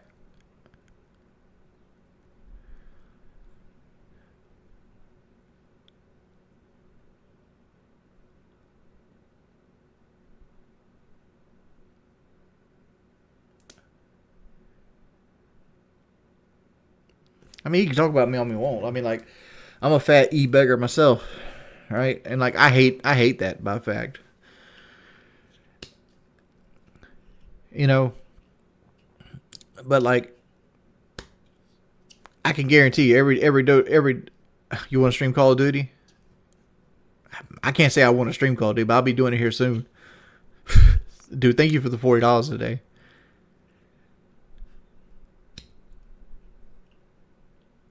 But I like it. I like when I used to make like long form content and I streamed like in 2011. I didn't even accept donations because I'm like, nah, I make more than enough money. Because I was making like 10 grand a month or some shit like that. I didn't have any money issues back then. But like I can promise you, anytime you donate to me, it's gonna go to something I actually need. Like most of my money now goes to paying off like vet bills. Like we have and I don't want to say vet bills like they're stacked up, but like we have a care credit card, and sometimes we put big vet purchases there. Like for example, like when Grayson had to have surgery, we put the surgery on I paid half of it up front. I paid not half. I paid about $700 of it up front, and I financed the other $1,200, which that's paid for at this point. But like shit like that happens. You know, so like it'll go to stuff like that, or it'll go to like the air conditioner payment or something of that nature. I never frivolously sit here, but I won't lie, we'll go to Wendy's chili too. like right now I'm craving a fucking Kate's Bay burger, which is like, there's a store around here that has a burger. I want one so bad right now, but it don't come out till 11 o'clock, so like another hour has to go by before I can get it.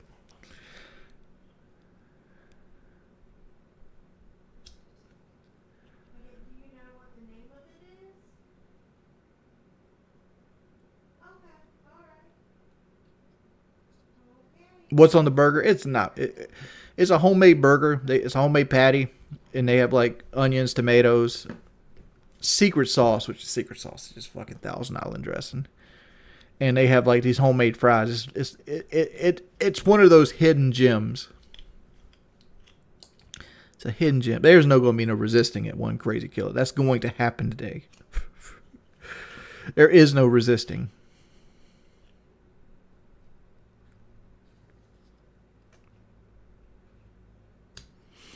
Because remember when we were talking about how Blade is going to get the shakes and see the loss of income at the same time, and he's going to go back to drinking on stream?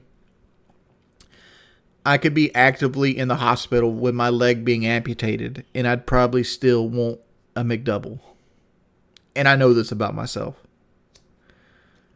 Like, willpower is a skill set that I think people think. Like one of the things I envy about Woody is Woody, like we're talking about like Woody's gamer tag here. Woody, in my opinion, has the best work ethic I've ever met in a band. Ever. Ever. And I'm talking about like I've met David Hay, I've met Derek Chisora, I've met a couple other like people. Yeah, I met like CeeLo Green. I used to play Call of Duty with Mike Miner. These are like professional athletes that, you know, their work ethic is very high. Woody is still better than most of these guys work ethic wise. Like Woody will outwork you. Like I don't want to say this to mean way. Woody is slow on the uptake, but his consistency outdoes everything. Like it might take him a while to get something, but once he has it, you're not going to beat him at it. Yeah, I used to play Call of Duty with CeeLo Green. Like back when I was famous and shit like that. Nah, Woody beat my ass boxing.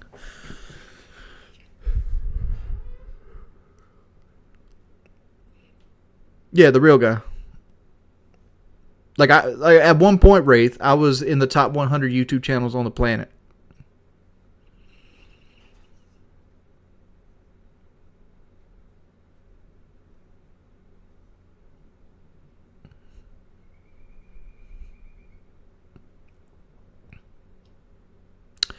(2009 to 2010).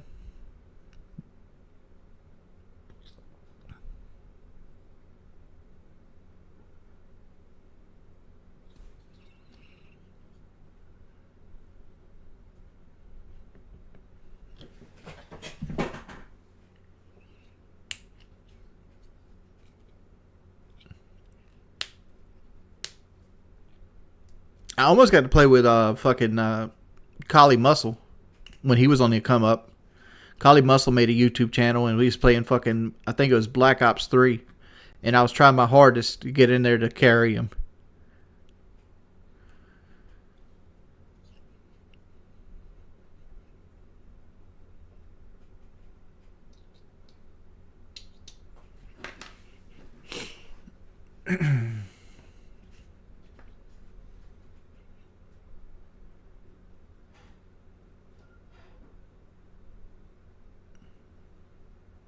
Old Rob Van Winkle.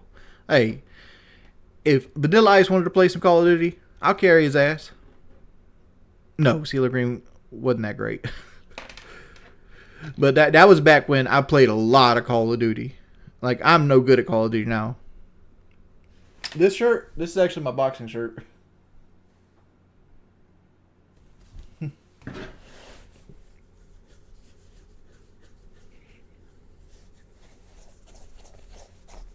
Have you tried the new Chick-fil-A sandwich? I have not. They have a honey pepper pimento. I know what it is. My grandfather used to make me pimento cheese sandwiches.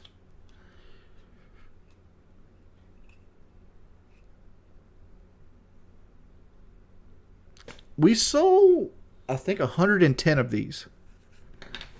Sold 110 of these, which one of them was me. I bought this one for Kelly, but like I bought it in my size because Kelly likes to wear my shirts when she hangs around the house or sleeps.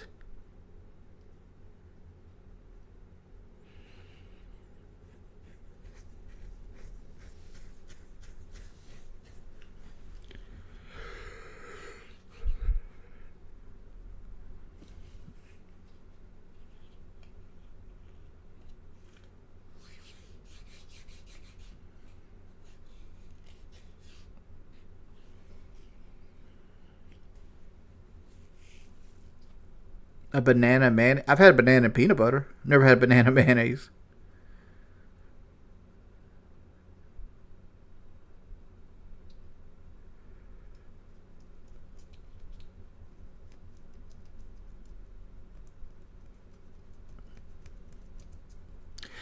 I don't know if pimento cheese is a South Carolina staple, but it's popular here. What did you do with the Shadowheart, Astari, and Will stories?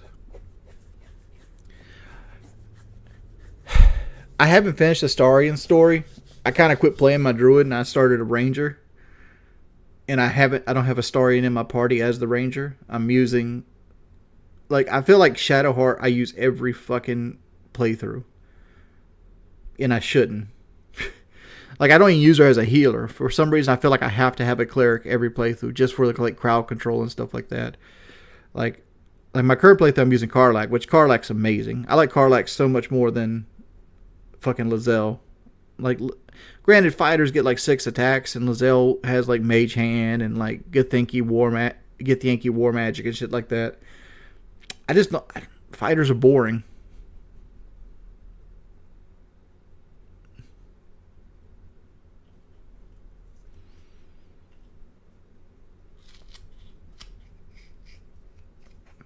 And like I don't even like Shadowheart as a character. Like she's a worshiper of Shar, which to me Shar has always been a Drow thing. And it just doesn't make sense she's a worshiper of Shar. And like you can change her to a worshiper of Selûne later on, but it's like I don't know, I just don't like Shadowheart as a character. I don't like Gale as a character either. I like Karlach, and I like Will.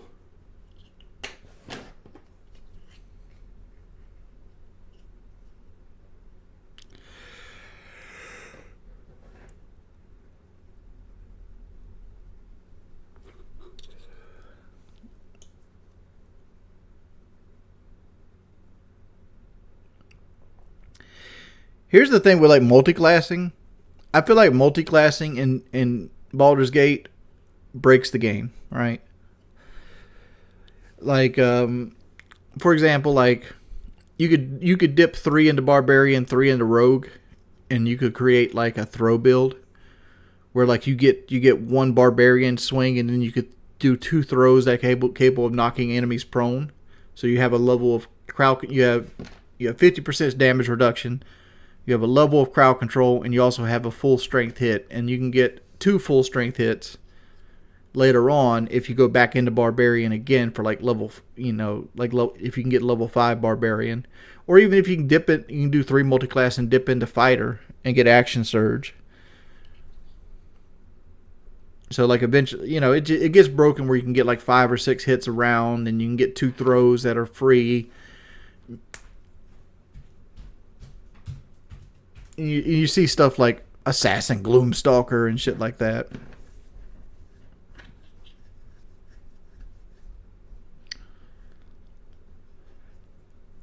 D&D changed a lot.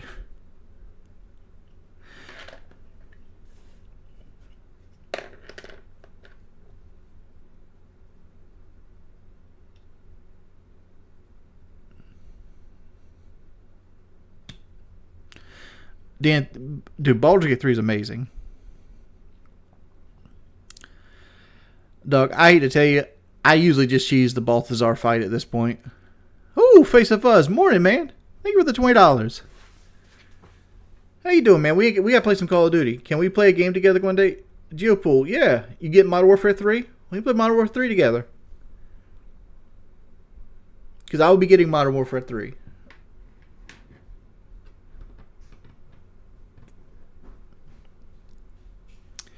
Like the Balthazar fight is so bullshit because he has like unlimited cloud kills.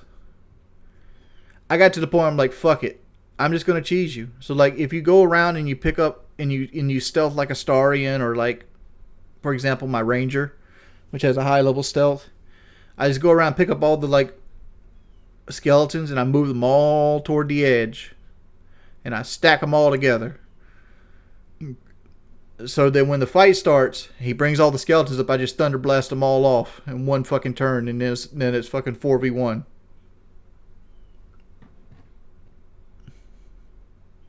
Yeah, you can pick the skeletons up and move them.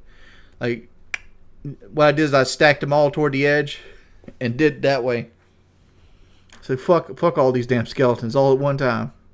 Another thing you can do, there's a Susur tree in the Underdark, but if you pick the Susur flowers up, they have an anti-magic field around them.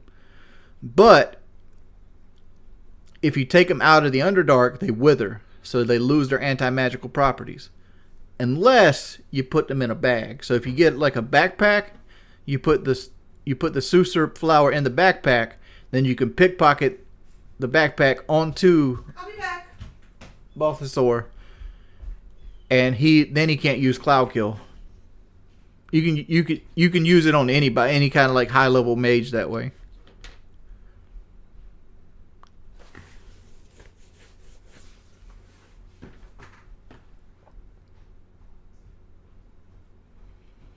I usually just buy his potion of speed because I'm usually sitting there with like fucking.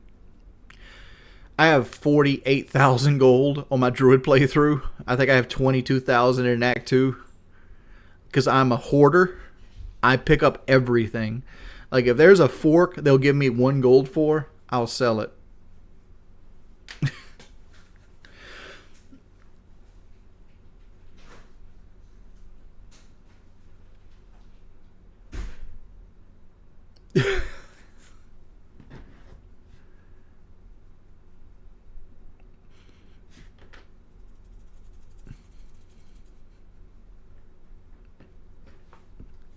We are the Baldur's Gate 3 talk is letting viewers fall out of here like somebody fucking farted.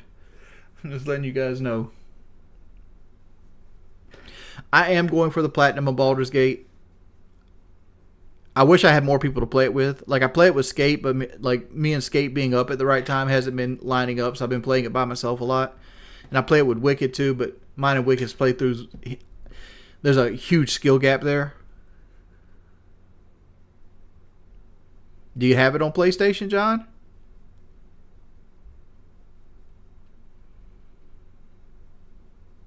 Mm-hmm.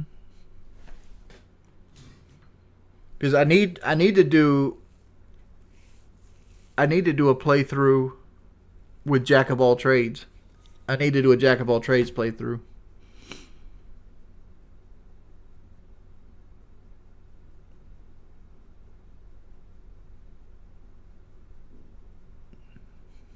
Wings, do you fuck with Assassin's Creed? Thoughts on 3? I like Assassin's Creed, but I didn't like Assassin's Creed 3, which I bought it HD remastered because I wanted to like it. But I liked the pirate one, which was Black Flag, which I think is 4. I liked Black Flag, I liked Origins, which was Egypt, and I liked Odyssey. But I felt like Origins and Odyssey were too big of games. I bought Valhalla. But Valhalla is not Assassin's Creed, and I'll go to my fucking deathbed saying that it is another game that they slapped the Assassin's Creed name on. No way did that game start out as an Assassin's Creed game. That game was a Viking game that they turned into an Assassin's Creed game because they knew they wouldn't sell it.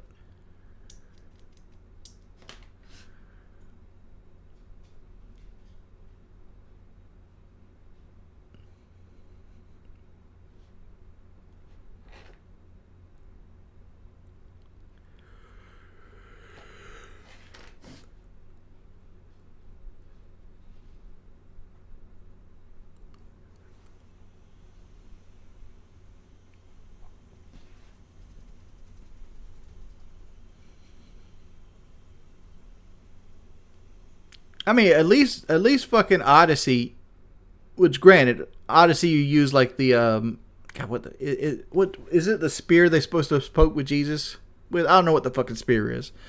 I don't like that about Odyssey either. I like when you get the fucking hidden blades and you get the gear and all this other stuff. What is the Jack of all trades playthrough? Jack of all trades means that every time you level up, you multi-class and you take every class in the game.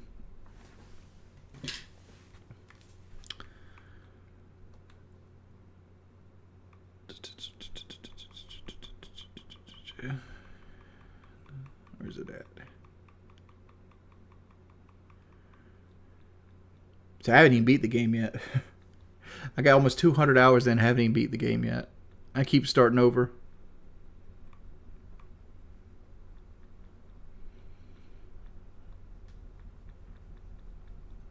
Where's Jack of all trades at? There it is. Multi-class into every... Oh, might as well click over. Multi-class into every class in one playthrough without asking Withers to change your character. So, like, you got to do a complete playthrough. You can't respec into it. Where, like, you start out as, like, a fighter. And when you level up, you switch to Barbarian. And then you switch to, like, Wizard. Then you switch to Rogue. And then you switch to Sorcerer. Then you switch to Bard. And you get one level in everything.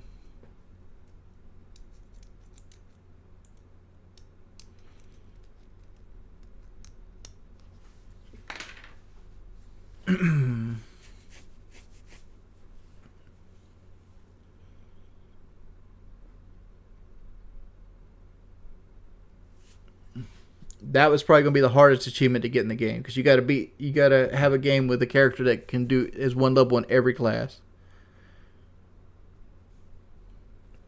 Well, it doesn't matter because somebody's beat the game at level 1. And there's a guy I'm following right now that's trying to beat the game at level 1 lone wolf. Like, so he has 10 hit points. And, like, he's not allowed to level up. And he's by himself.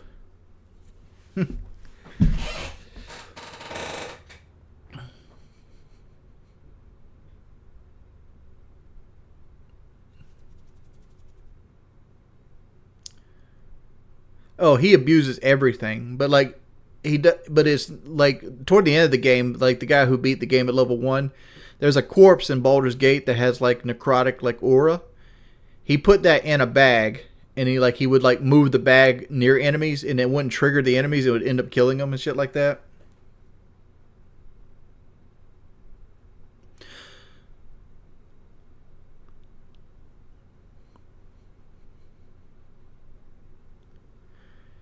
Well, you got a Baromancy. You 100% got a Baromancy to beat the game at level 1. The only issue with Baromancy versus like Divinity 2 is here is like there's a limited number of barrels that you can Baromancy with. Like I think there's something along the lines of 50 Firewine barrels and like 25 smoke powder barrels. So you got to use them sparingly.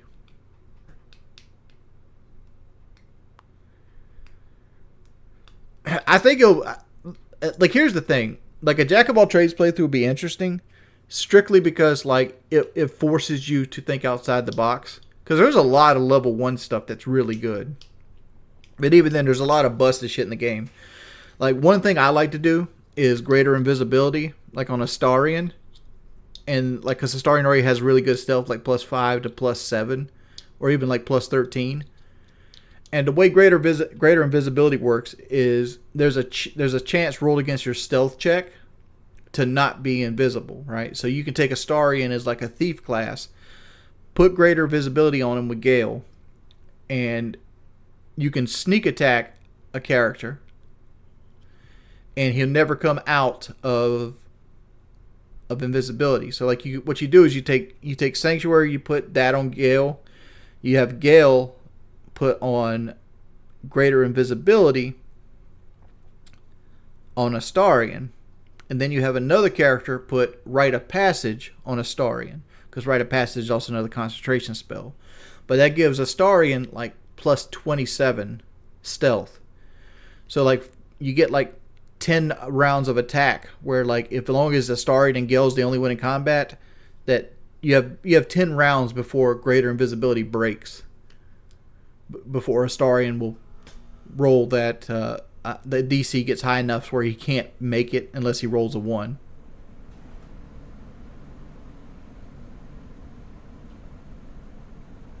If you know what I'm saying. So it's just backstab for like 10 to 12 rounds, and that usually can clear most everything at the end of the game. That's just one little tactic I've made up, and like just little fun things like that. It also means it also lets you use the trickery domain with Shadowheart, because I hate multi-classing people out of like their lore significant class.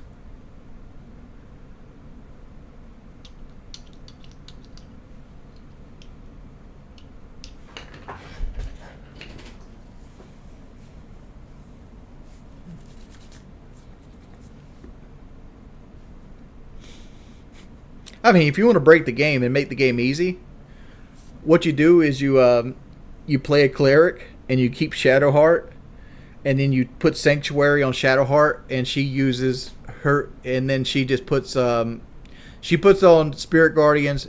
You take another cleric and put Sanctuary on her, and then you take Warcaster and you pump up your concentration. I mean, you pump up your Constitution because concentration saves are con saves. So like you just make him like a heavy armor tank with Sanctuary, and then you just put Sanctuary on fucking a already cast Spirit Guardian Shadowheart, and she just dashes around because nobody will target her, and you can just kill everything that way like a lawnmower.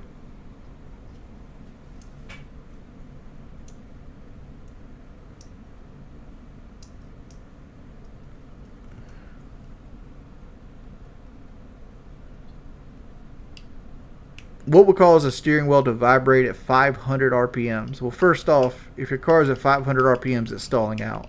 Are you talking 1500?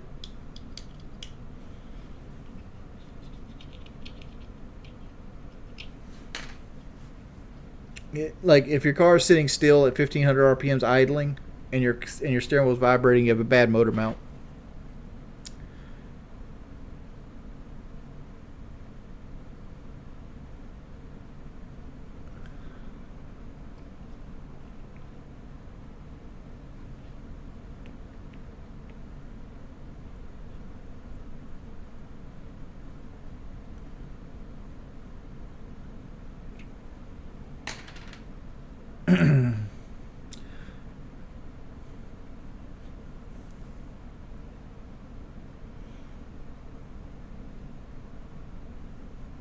Can you play this game without understanding D&D? Yes.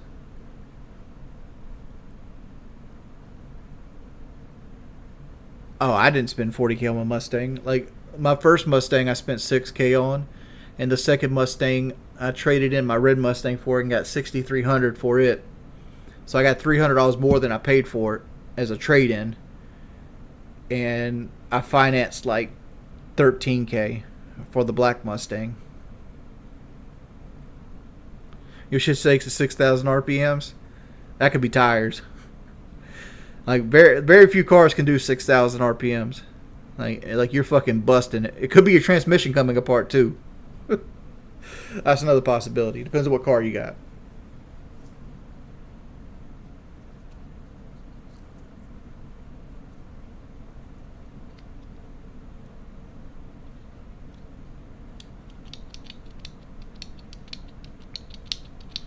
You have an Altima? Well, if you're at 6,000 RPMs in your Altima, shit, you're doing it right. That's that big Altima energy. Just make sure like the tag is hanging off, like one of the bolts are missing on the tag, and the back bumper is like open its wings when you're driving down the road. And make sure you got one of the little donut tires on the back.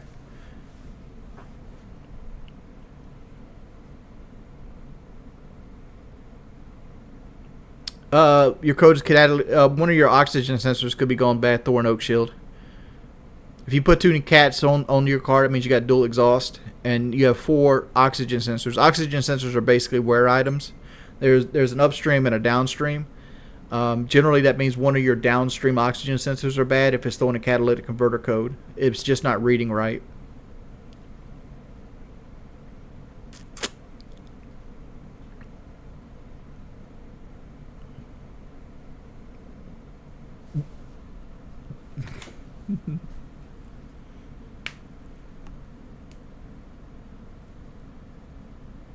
Is that cheap? It depends.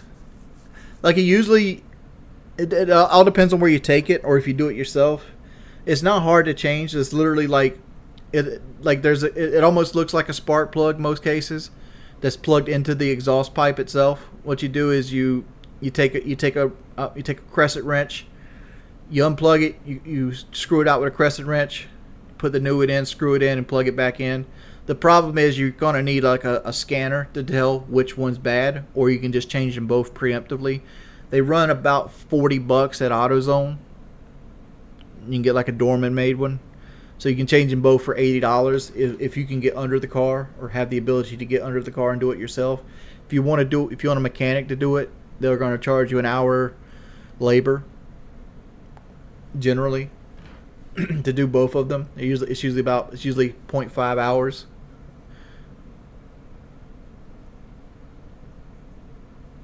So like you can do it yourself for about 80 to change both, or 40 for one if you know which one's bad. Or if you gotta take it to a shop, you're probably gonna look at $150. You said you changed 2 catalytic converters. That's why I'm assuming you have dual exhaust. If you have just have one catalytic converter, it's the downstream oxygen sensor. Just change it.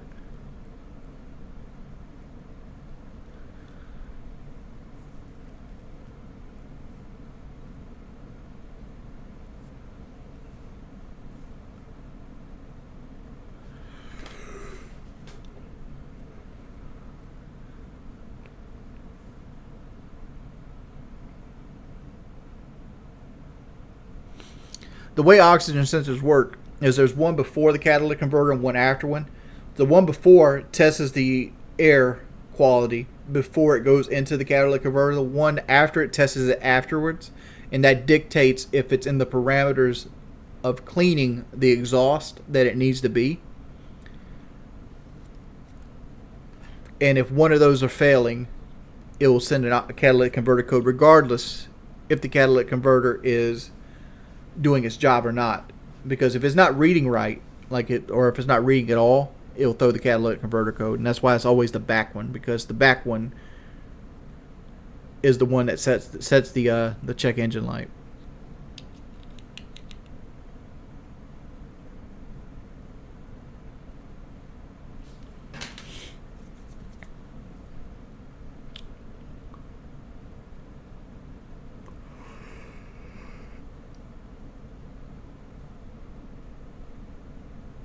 See you, Dylan.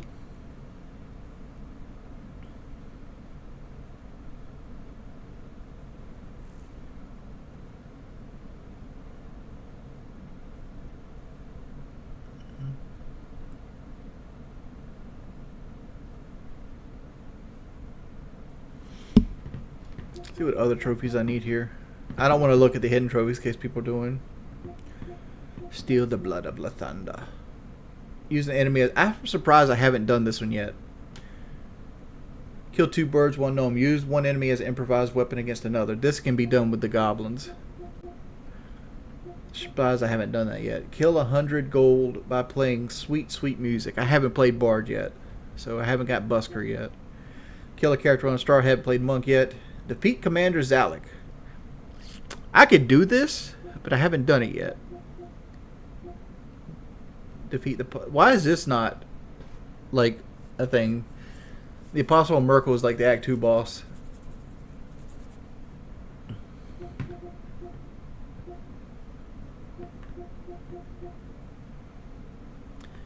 I need to do this as well. Punch Drunk. There's a weapon later on in Act 2 that you get advantage if you're drunk while wielding it. But the problem is it's an Act 2. Like, to me, I feel like this would be easier to get, like, fighting like the goblins.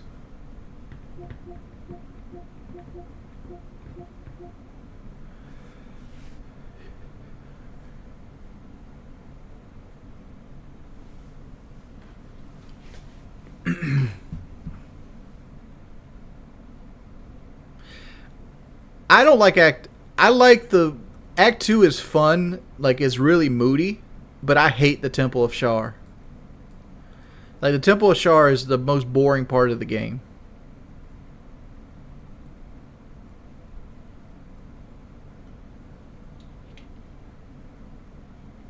Shit.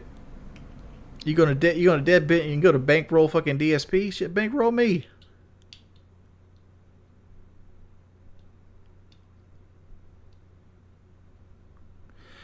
Dude, have you tried to do Halson's quest at the Last Light Inn on fucking Tactician?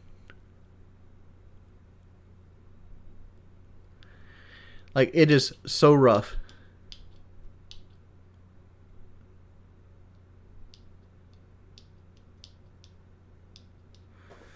Because, like, you gotta... There's 2 crossbow guys on every wave. And, like... I don't know. Like, what I ended up doing was I ended up using scrolls on my Warcaster to cast darkness on the fucking portal so they couldn't shoot it. And then have fucking Shadowheart use Spirit Guardians and stand in the darkness. And then I had Karlach just fucking drinking speed potions and going to town on the shadows as they came up. And then Gale was... hitting the classic D&D phrase. You know, there's no I in team, but there's 3 and fuck it, I cast Fireball. Gale was just throwing them fireballs out.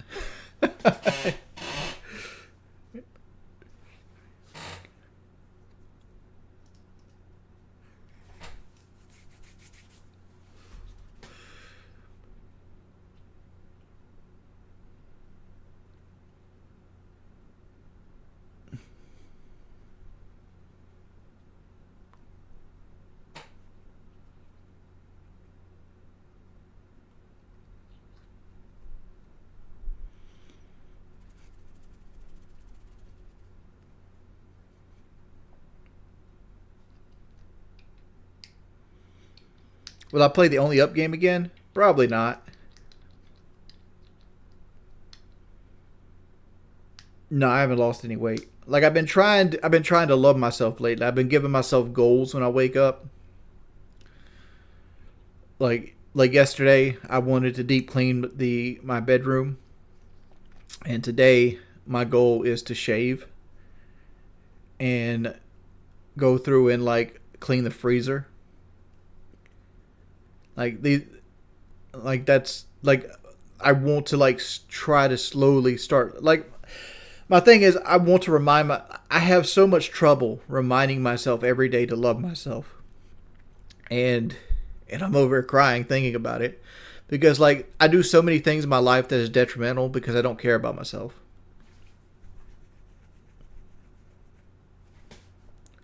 And like I know like sitting down and like fucking playing Baldur's Gate 3 for like 10 hours a day is not the answer.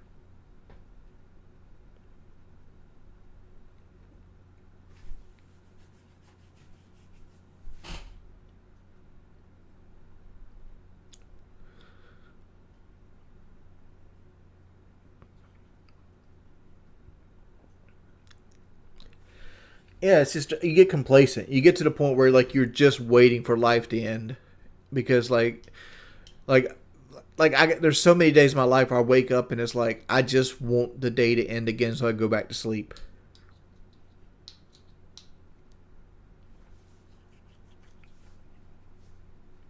And I'm trying to change that.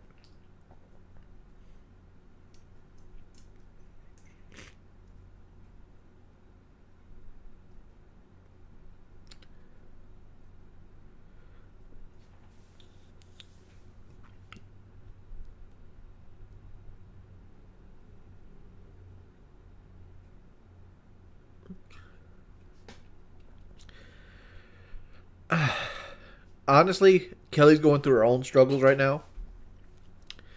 She's had a sickness in her family.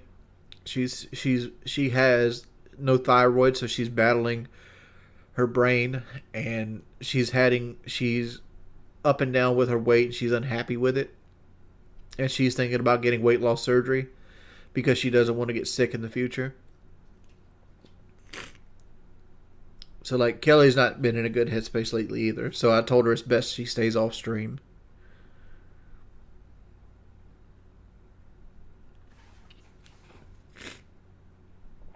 Because, like, this is my burden to bear, right? I signed up for this. She did not.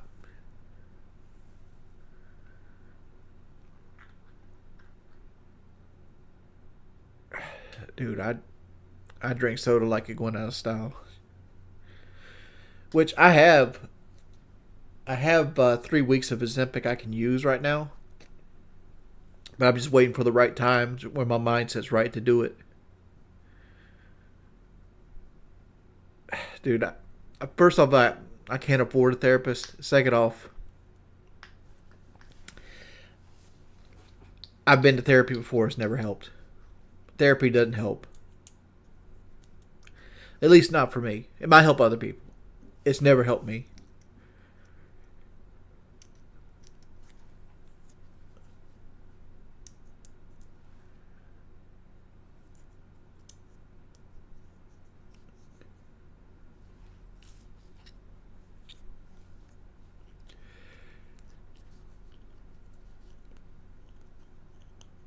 Whiterun music plays, yeah, because mental health is never really an issue in Big Daddy Flavortown's world.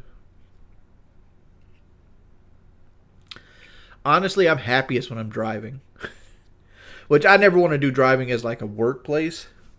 Because I always tell Kelly, like, you know, my backup plan is to buy a 2500 truck and just haul campers. Because I live in Myrtle Beach, and like rich dentists will pay you money to bring their to go get their camper and bring it to the beach and take it back for them, so they can just fly in and sit in their camper and take the beach in.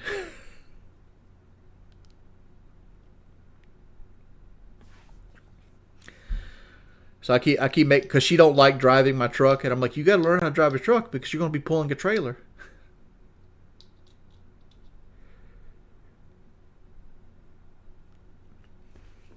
I was telling her, like, we'll get a bed for Bailey, we'll get a crew cab, and Bailey and Grayson could live in the back seat, and we'll just drive around the country.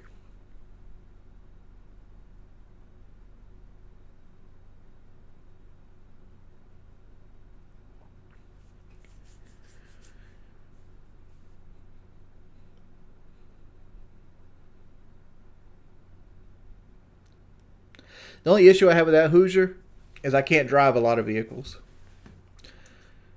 Like I'd fuck around and somebody be like, take my Toyota Corolla. Like, dog, I'm big as a Toyota Corolla.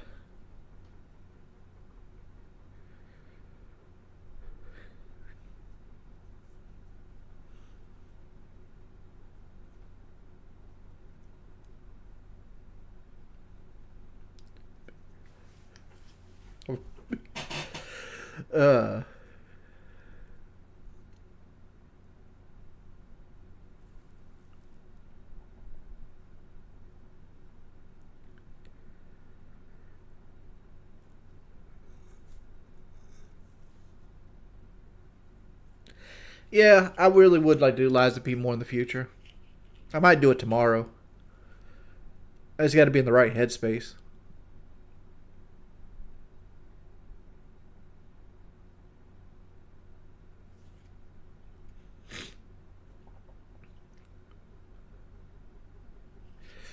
Everybody says truckers make nice money, but trucking is in a bad spot right now. Like, here's the thing with trucking. Like, if you don't own your own truck and trailer, and you're using other people's trucks and trailers, you're not making money.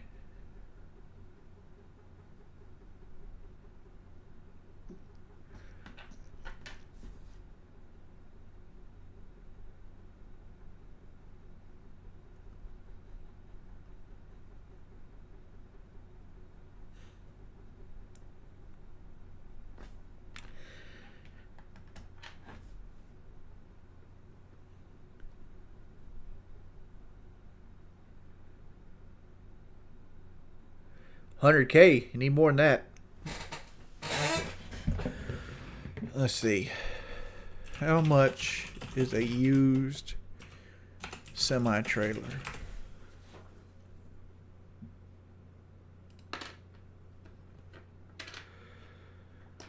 I'd say about $100K. You're right. We're going to kick over here and... Like, here's some... Like, this one's damn near 20 years old. It's $9,000. There's $15,000.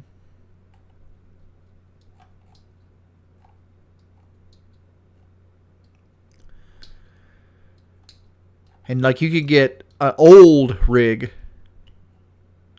for probably about $40,000 or $50,000. So you need at least $60,000 to get your foot in the door to have your own trailer and truck. If you go new, let's see.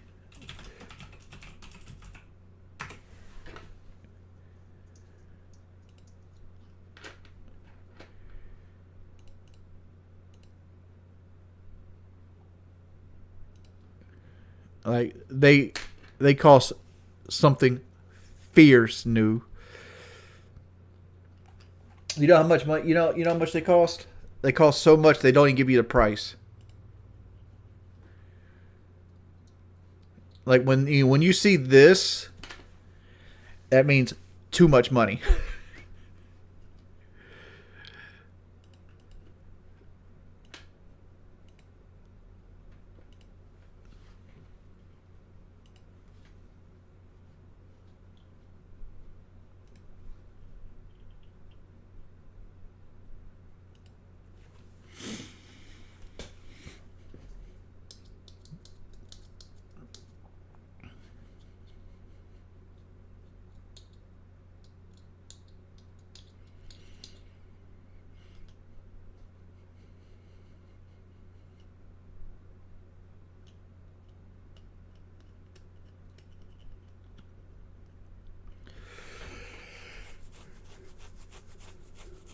So like it's like one of those.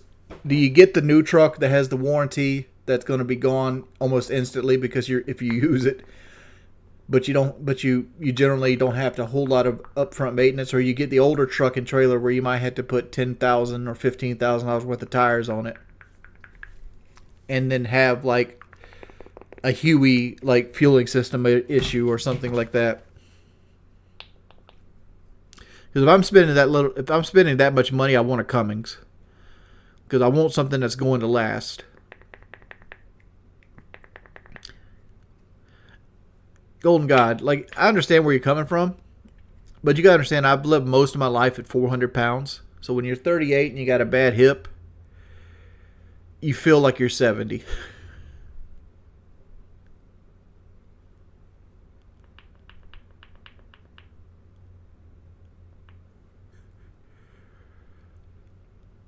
Well, Cummins is, to me, like, Cummins is the gold standard for diesel engines. Like if I was buying a light, like a 2500 truck, I would actually go with a Duramax. But if I'm getting a huge truck, like a Peterbilt, I'd want a Cummins engine. I just trust Cummins for like those kind of things more so than anything else.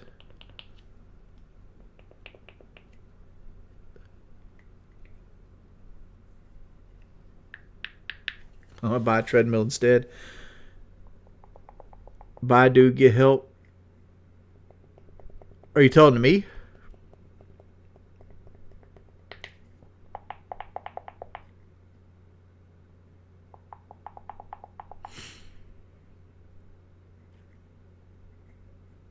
I don't think so much I need help as I need to learn. I need to learn to appreciate myself.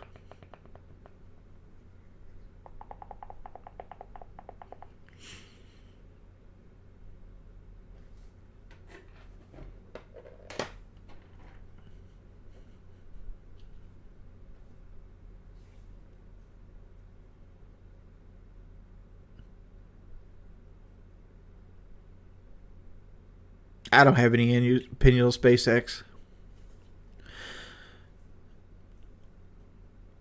I sound like a live path 11. I don't know what that even is.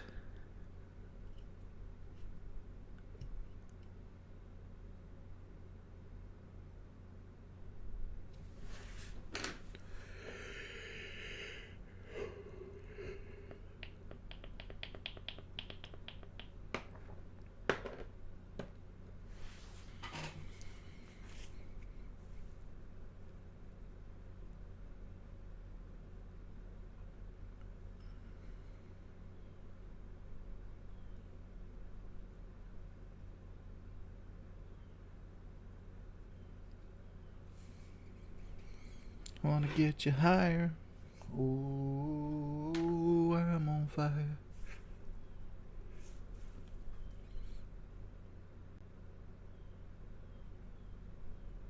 What age did I start balding? About 23, 24. I remember having a mohawk when I was 22. And once I shaved the mohawk off, it never really came back. It's like 23, 24.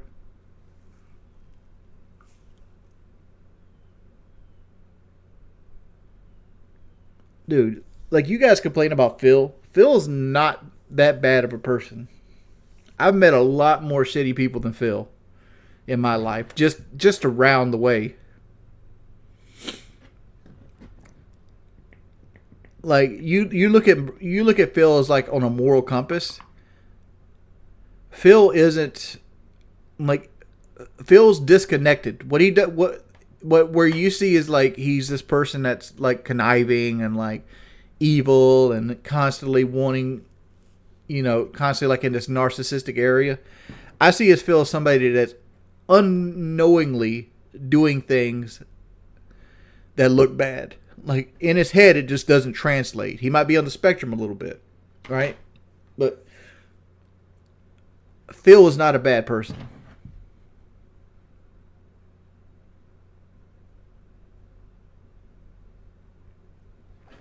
I'll defend anybody, regardless of who it is, if I can see the issue, right?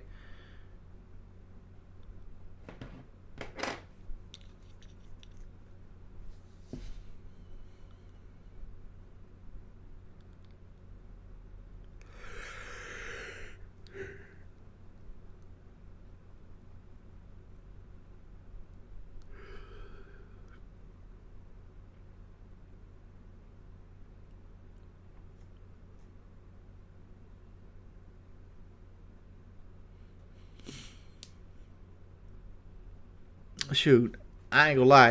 If I knew how to milk disabled people like Phil, I'd do it too.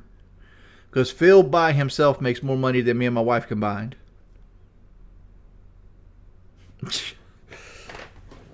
If I made Phil's money, I'd be well off.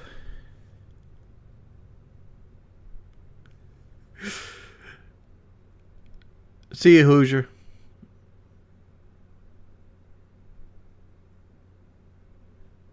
Dude, no. Phil's not a bad person. Phil's a person that makes bad choices. There's a difference.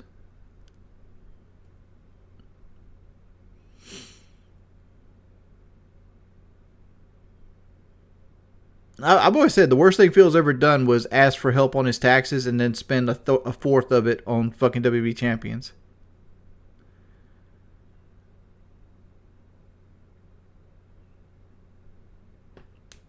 Another thing that Phil does when he does take time off, his time off is like getting a hotel room and watching wrestling and eating Burger King. That's not really a vacation.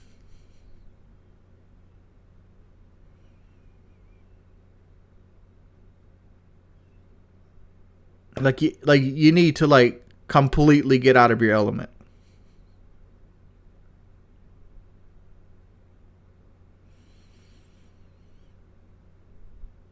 Dog, I wish I bought an $80,000 Mustang. That mean I'd have a Shelby.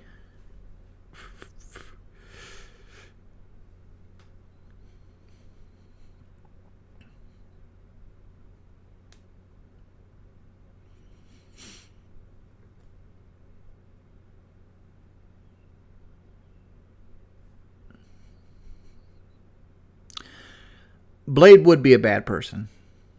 Like if you put like DSP versus Only Use Me Blade side by side, Blade is easily the worst of the two. You can say what you want about Phil, but Blade throws fucking dogs. He says the N-word like it's a fucking comma in a sentence. He fucking drinks and drives. Like he doesn't give a fuck about his like interpersonal relationships. He shits on other people's opinions. And he's a narcissist.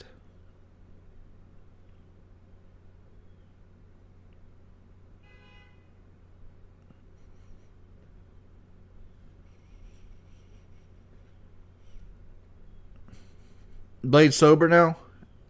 Yeah, and I'm also skinny. I identify as a skinny person.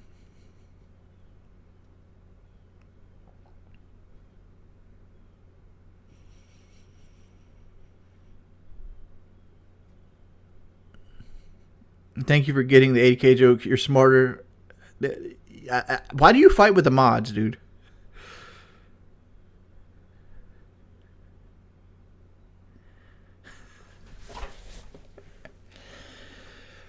Here's my thing with like racist remarks. I don't care if people make racist remarks. What I care about is that they do it so nonchalantly that they take the emotion away from it. Right? Like when somebody wants to like scream the N-word in an argument, I don't instantly look at them as a racist, but I do look at them as a empathetic asshole. And I want nothing to do with them, right? Because some people will just go there because they want to hurt somebody.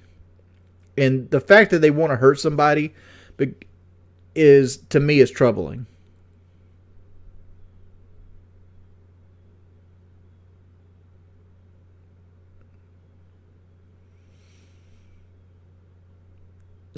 I said apathetic is what I should have said.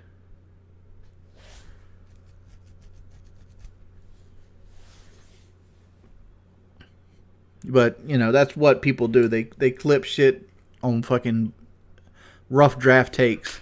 This is why I like doing long form content back in the day, because I could actually sit here and just craft an actual opinion and listen to it and change it and mold it and take a big piece of clay and just make it. Whereas live streaming, like you get took out, your shit gets took out of context.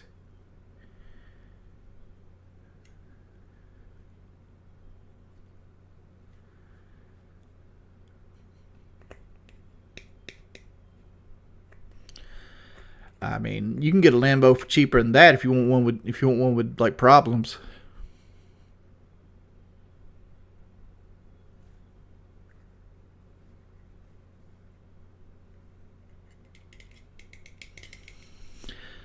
YouTube's weird. Like, I just had 250 viewers, now I'm at 166.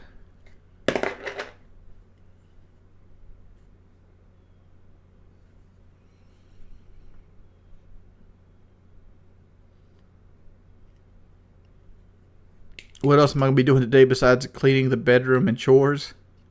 Eating a burger. Obviously.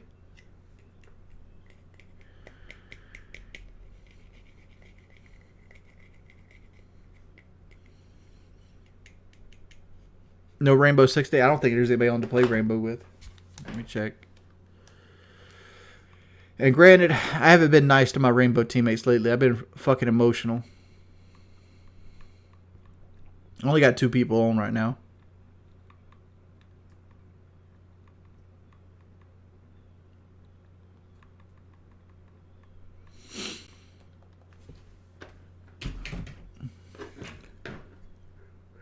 I doubt Hit Boy wants to get on because he don't want to. He don't want the lecture because the Braves just swept the Cubs.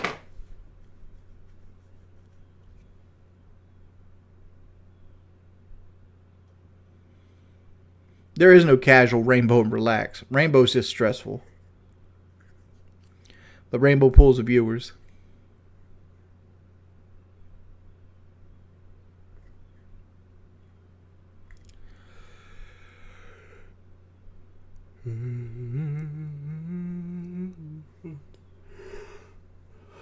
Makes me higher.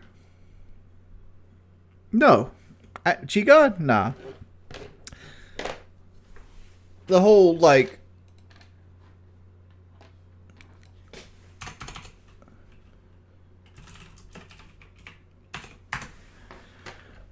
this is something I shouldn't do on stream, but I'll do it anyway.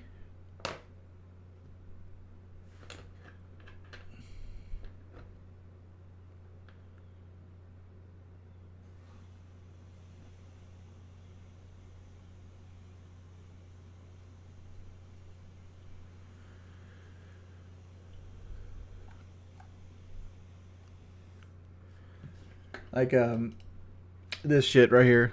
Like, this is Wings 007 community page, and you can kind of see how this is.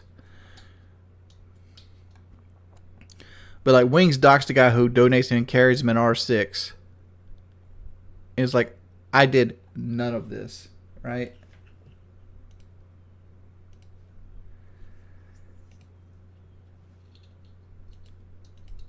Like, first off,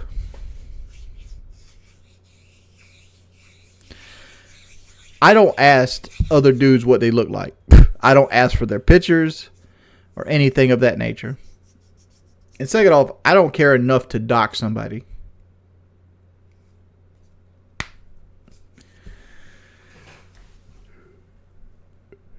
Like, they just sit there and blame me for shit that really doesn't.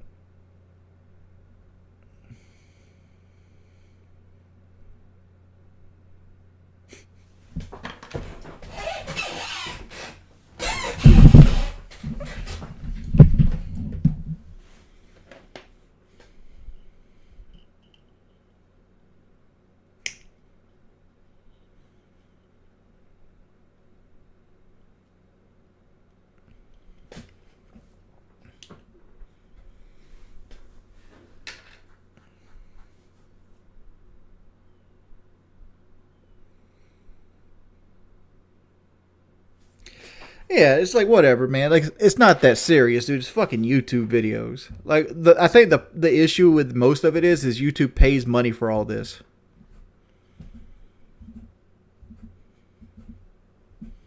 YouTube out here fighting proxy wars.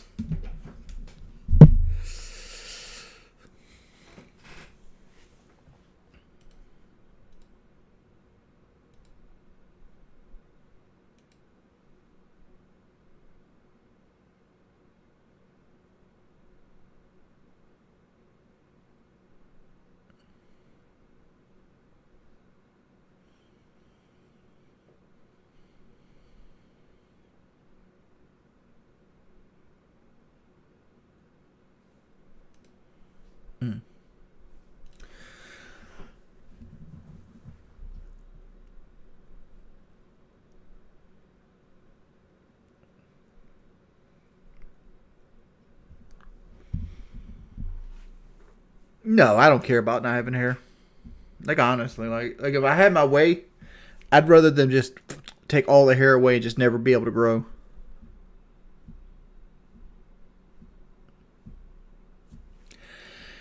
I don't care what Wings 007 does with his money. It is what it is. If he wants to make his channel, let him make his channel. At the end of the day, all it does is help me. Oh, hold up. Now, this is something I do fucking care about. Whopper is a superior sandwich? No. No. No. These are fucking incorrect opinions. The Big Mac is better than the Whopper every day of the week. If you eat a Whopper, all you can really taste is fucking mayonnaise and onions. The Big Mac is a superior sandwich.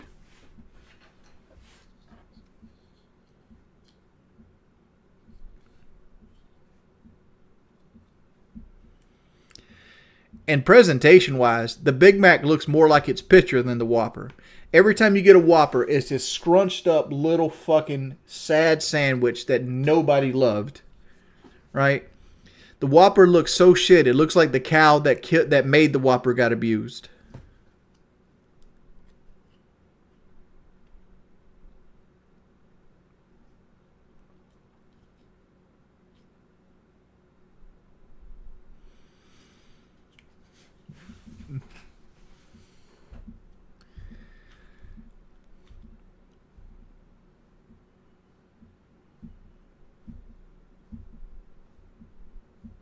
Big Mac is lower class delicacy.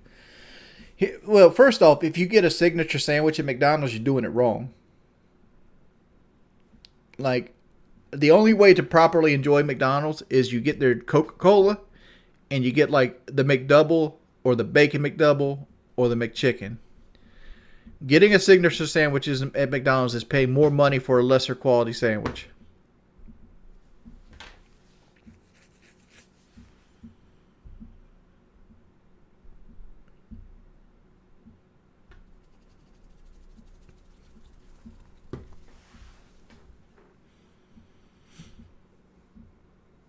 Yeah, dog, there's a big... Oh, let me do some life changing here.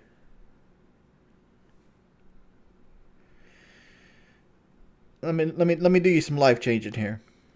This is what I'm good at. Fucking fast food apps, right? And I don't know if this is region based, but currently there's a deal, right? That you can get a Bacon McDouble when you buy a Bacon McDouble.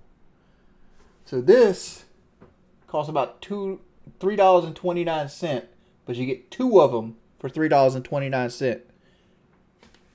If you do that and you buy the basket of fries instead of the large fry is $4.99. But if you get the basket of fries, it's $3.69. So you can literally get 3 times the amount of fries for $1.30 less on the app.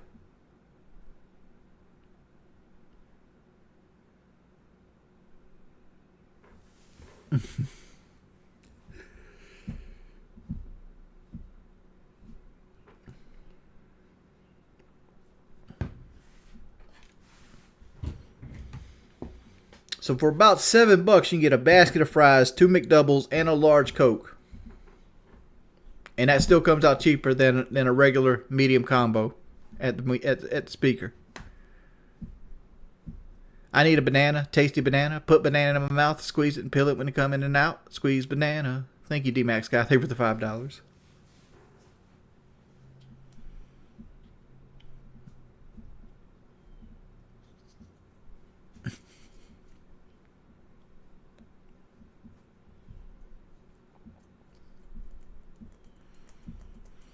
Thank you for the $5, homeboy.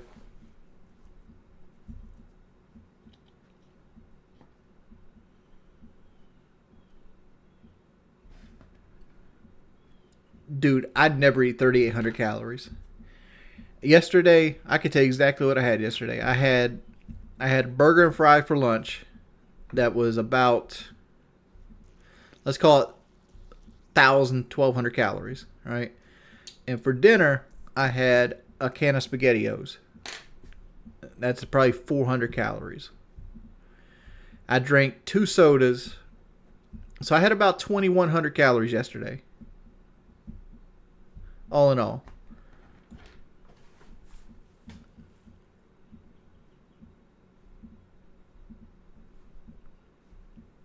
You don't believe it? Oh, you don't gotta believe it. I haven't ate yet today. Like, I've been streaming for about 3 hours now. I got up at 7:30. I probably eat about 12:30 ish.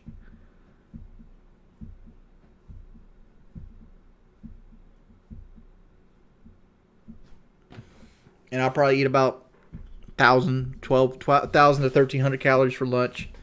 And then for dinner, we're probably going to have Alfredo. I think that's what she has for dinner. Like, she has like one of those Alfredo like meal things. So I'll probably have a little over 2,000 calories again today.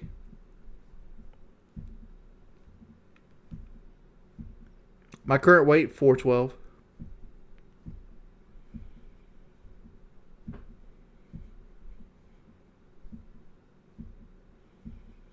That's not how it works, though. Like, you could sit at like when you don't do anything, right? Because I'm not burning calories. I live a very sedentary lifestyle. So when you're not doing anything, it doesn't take much to keep your calories up, right? But every now and then you have a day where you eat like 3,000 or 3,500 calories, and that's when you put weight on, and you just never do anything to lose that weight. Like, eating 3,800 calories a day gets you 600 pounds, not 400 pounds.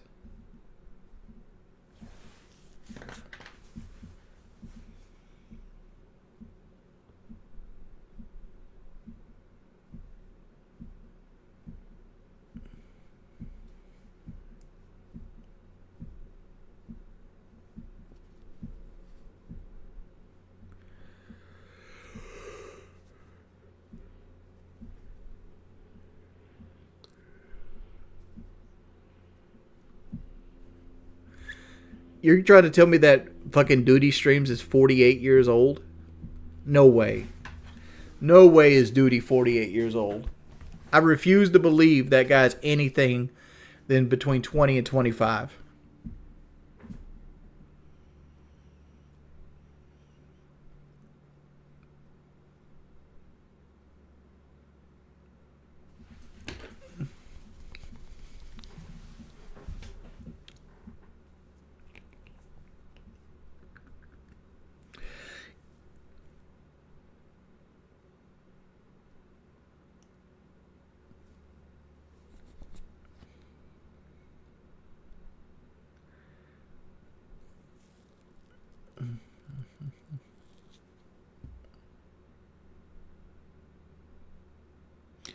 If your body naturally burns 1,500 calories a day and you consume 2,100 calories, that means you're not going to lose weight. You're going to maintain your weight.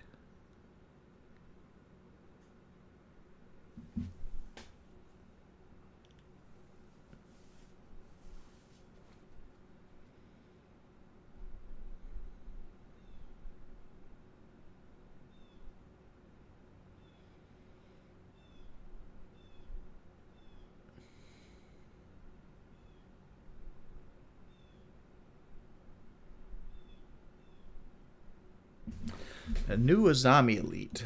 Azami Elite. Rainbow Six.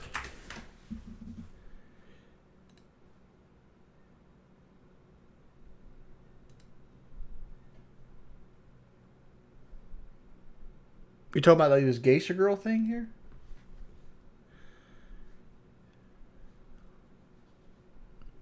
Azami needs a nerf. Like, honestly. What is this? Oh, that's Operation Nimrod. That's not old. That's not new.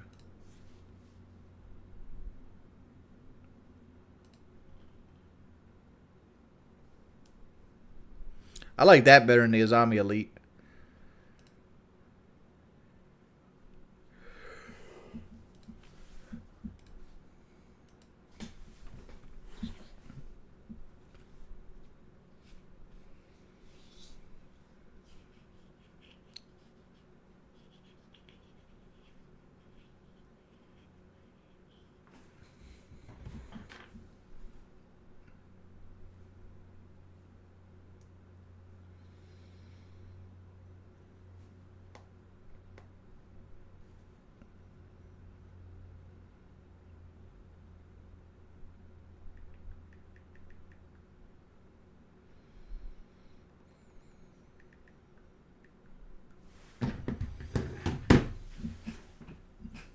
I dropped 20-ish pounds, 20 to 25 pounds in like the 6 weeks it took to get ready for Boogie. But I was using Ozempic, and I was also carrying water every day, and like I had something to fear. I was afraid of being embarrassed by Boogie.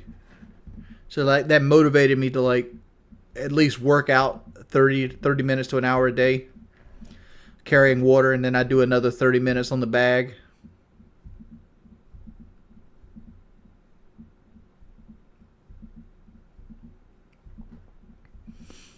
Yeah, just smoke a little bit of crack. Pounds will drop. Uh,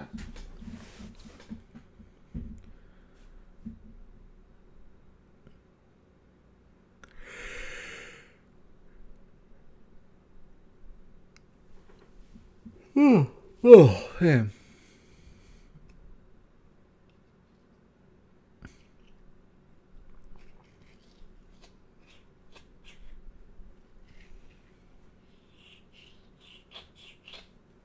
Just have a little tiny crack habit.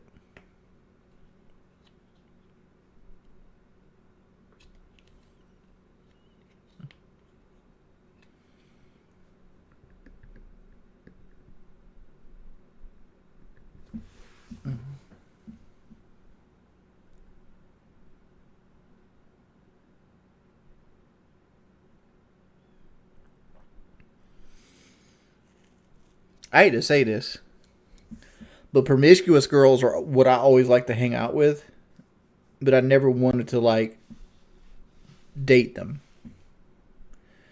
Like girls that are like overly sexual are always fun to hang out with, but you never want to like date them because you know if they're overly sexual with people that outgoing, they're gonna cheat on you. Very rarely do you get like a hypersexual girl that's loyal.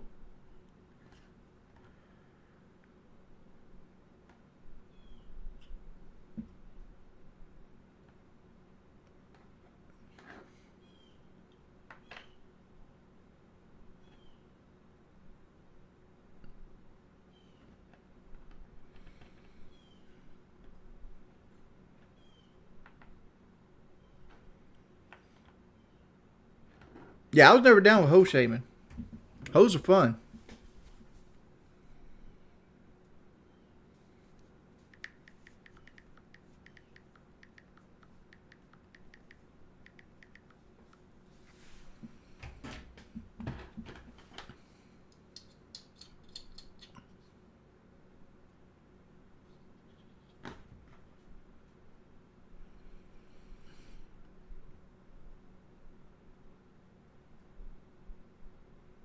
This guy's name's Nutjob Nathan.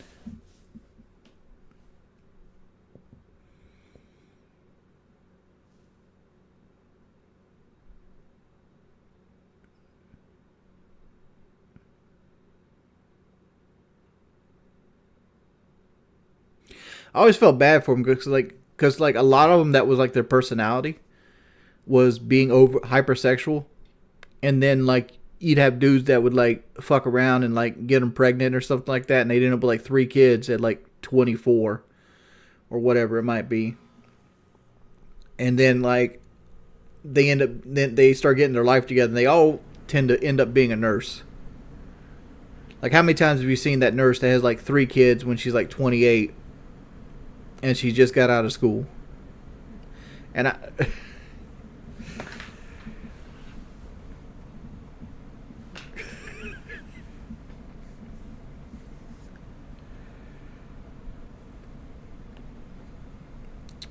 I would let my daughter be whoever she wanted to be, but hopefully I would guide her along a life that would give her a life better than I got myself. That would be my goal if I had a daughter. Right? I don't want to make her hate life. That would be my goal. My goal would be to create a person that fits into society, but at the same time isn't miserable.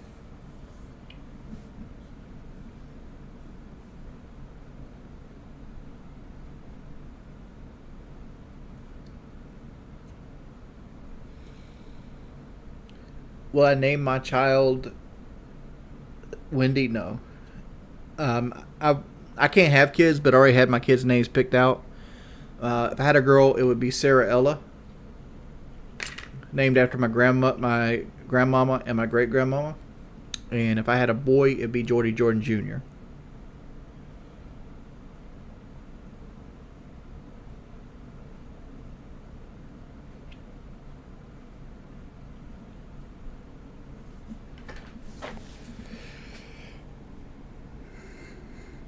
That's what we'd call him, Trip. Trip, Trip for Triple J.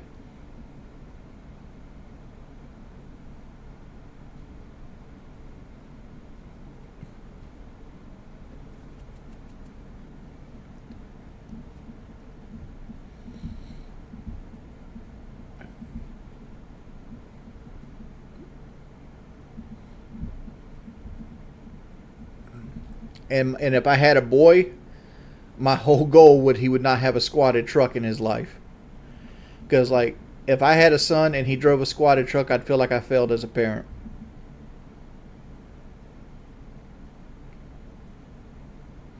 There's not many fathers in the lives of guys who drive squatted trucks.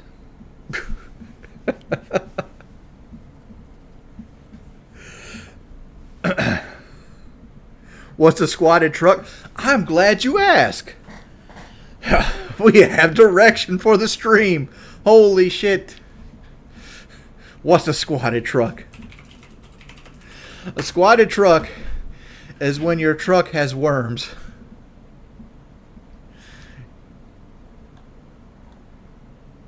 You guys ready? This is a squatted truck.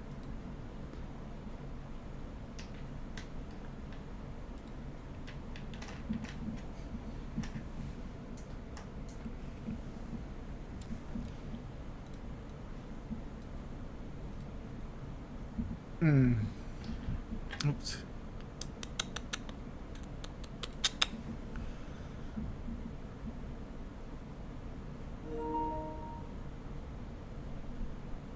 What did I just look at there?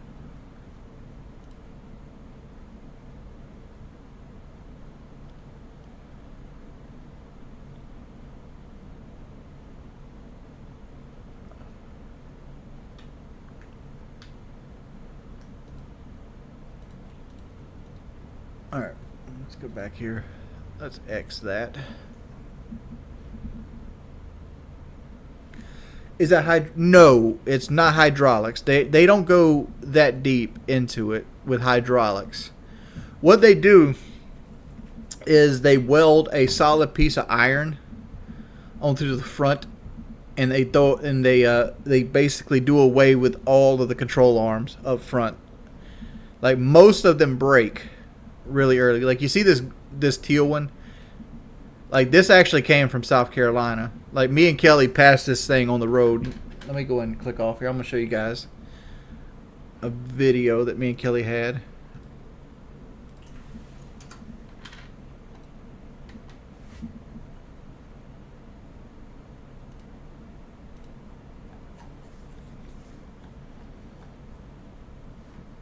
I can just scroll through this.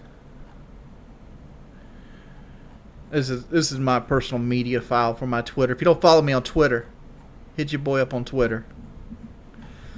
You get all the details. This is London. This is me fighting with Boogie. There's my trucks.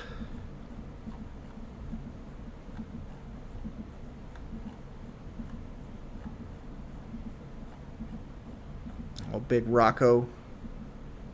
This stud's hanging out with me today. I miss hanging out with Rocco.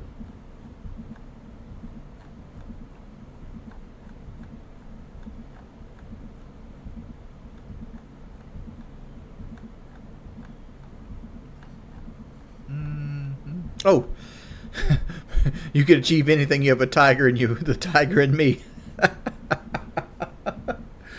Oh.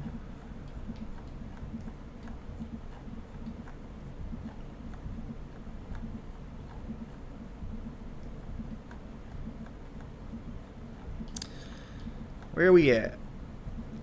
Where are we at?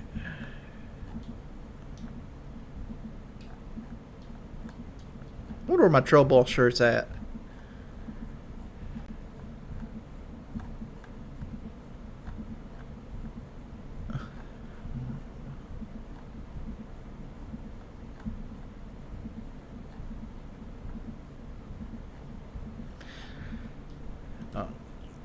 Look how much of an absolute unit Rocco is. This is Baby Gray right here. This is Rocco. Rocco was an absolute unit of a cat.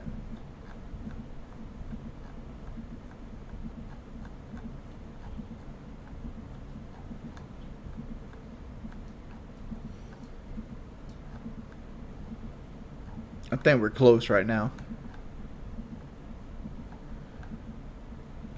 I think we've passed it at this point.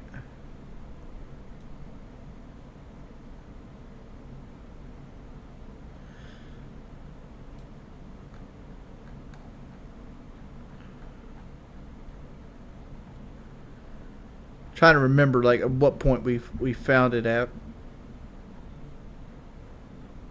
Because like in my head, we have gotten rid of the, because we were in the Focus, and we had gotten rid of the Focus a little after we got the Blazer.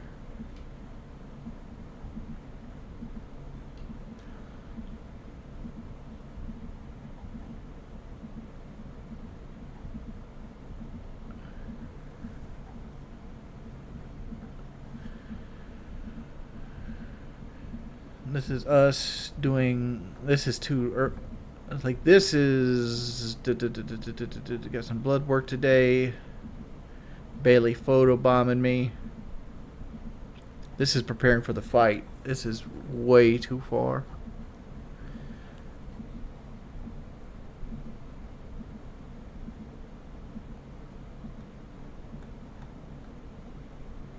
I'm looking for something that doesn't even fucking matter.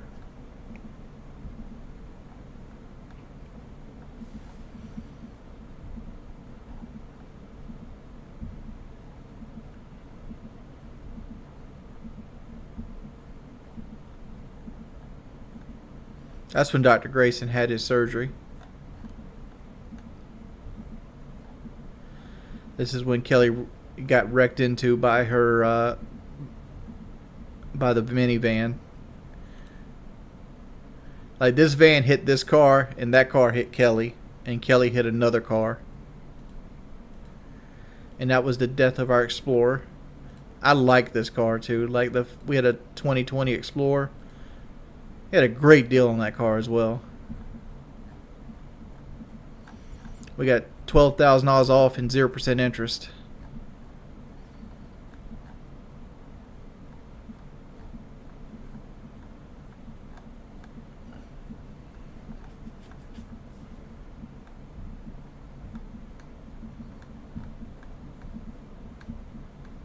This is when we went to Atlanta to see the trophy.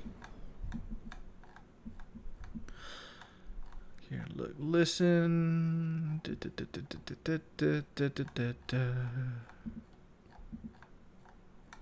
they were stealing my PlayStation stuff. There's Big Rocco.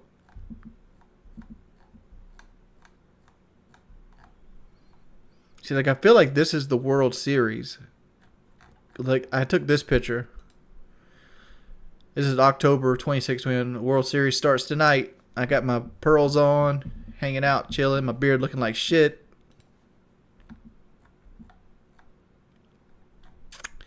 This is where I got banned off DoorDash.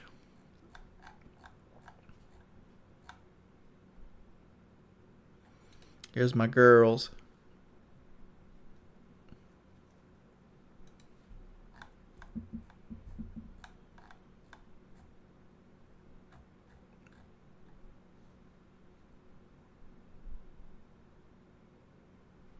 So I reapplied for partnership.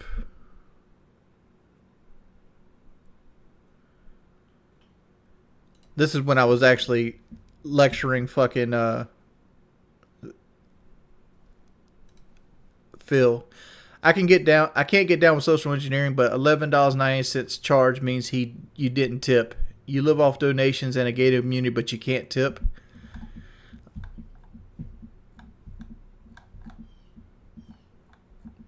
I feel like this thing should be here. This is me pointing out, when you're selling sports bets and you're pretending you're making millions off your picks, best to hide the fact that you rented the Lambo and hide the paper key tag. Like right here, you see like the key. This is the Lamborghini key, and this is the tag for the fucking rental.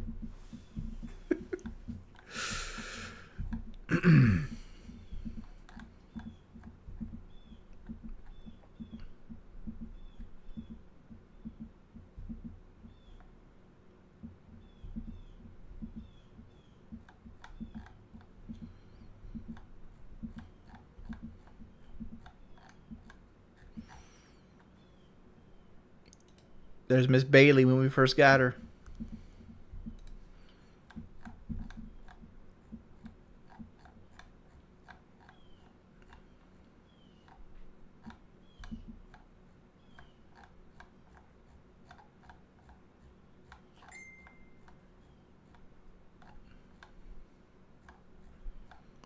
Content. Here it is. All this for this. There's that fucking squatted ass truck. Can it be any closer to the ground?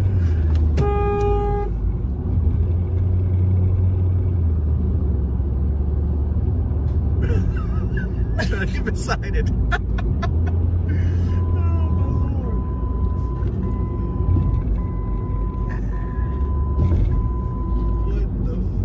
Like, can you see out the window? I need to know this. I mean, it's a pretty color, but can you see out the window? It's like looking at a dinosaur. Like if I'd be just as amazed if there was a T-Rex outside. Okay. How do you even see properly? Dog, I can show you how they see properly. Have you seen the seating position they got to have? Let me scroll down a little bit more.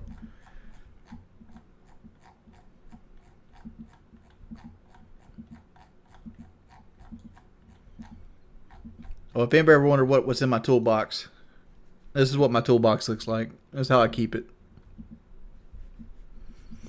I have hand tools and like channel locks and everything here. Ratchet set. All my like recovery gears underneath this like winch. Then I keep like my hooks, brake cleaner, towels, things, and then I have like a Craftsman like specialty set over here. That's what's actually in my toolbox on my truck.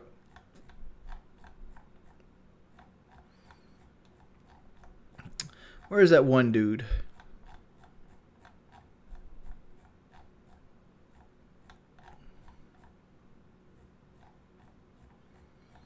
But basically, they have to almost put their chest on the steering wheel itself.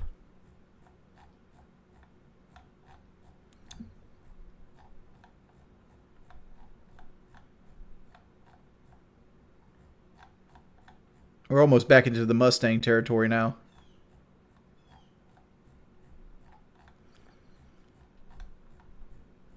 I don't know. Fuck it. Fuck it.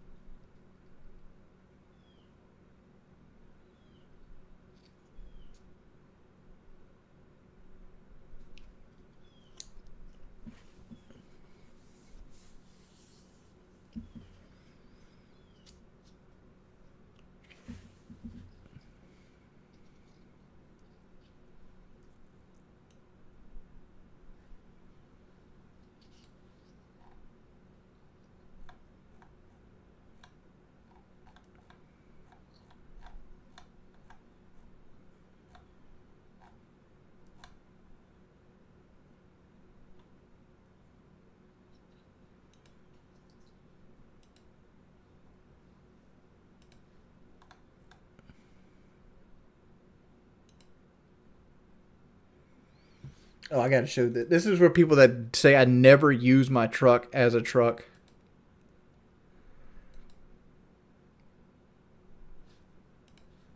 Some repairs from our home. Like I redone the entire subfloor of the kitchen.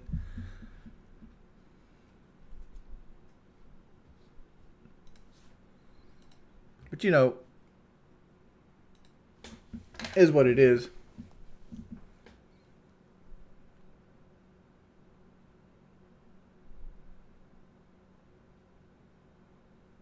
I had someone help me, but I did most of it.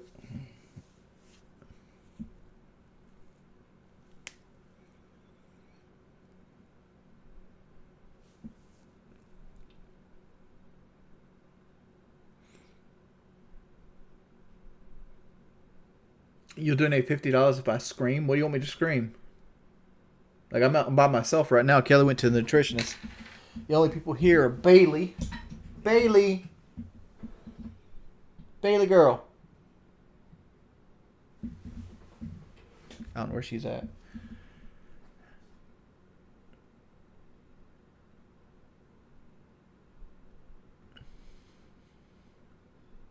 Scream, look here. Look here! Fucking tired of you motherfuckers talking about shit. Bailey girl. Come here, baby girl. Here she comes. Who's a good puppy? Bailey is not looking her best. Before we pull her up here. Bailey is a certified mop right now. I just gave her a bath yesterday and we did not brush her. So she is not looking her best. Oh, who's my mop?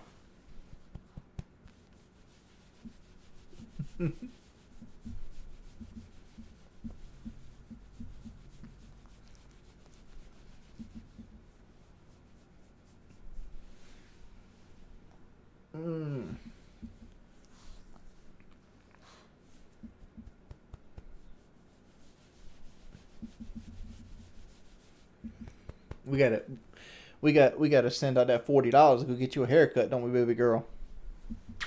You get to the point where it's gonna start bothering you. She's actually her proper size. She just has a lot of hair. Like, her hair is a lot.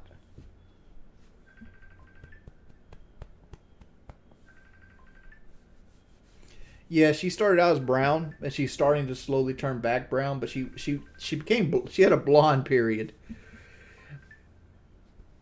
Like the first time we shaved her, it came back like this color, like on the top of her head, and like she's slowly turning brown again. It's weird.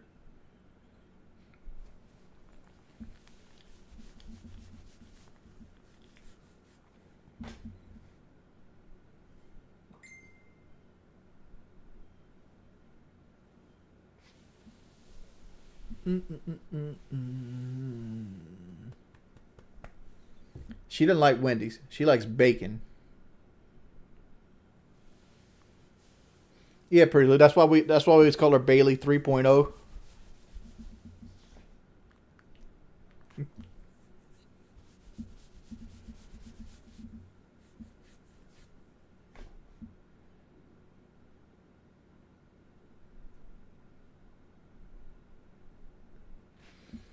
All right, boys. The wife wants me to call her. I'm gonna end the stream there. John, send me a message. We'll hook up and play some Baldur's Gate 3 if you got time today. I don't know when you can play. Oh my lord. It'll be all right. It'll be all right.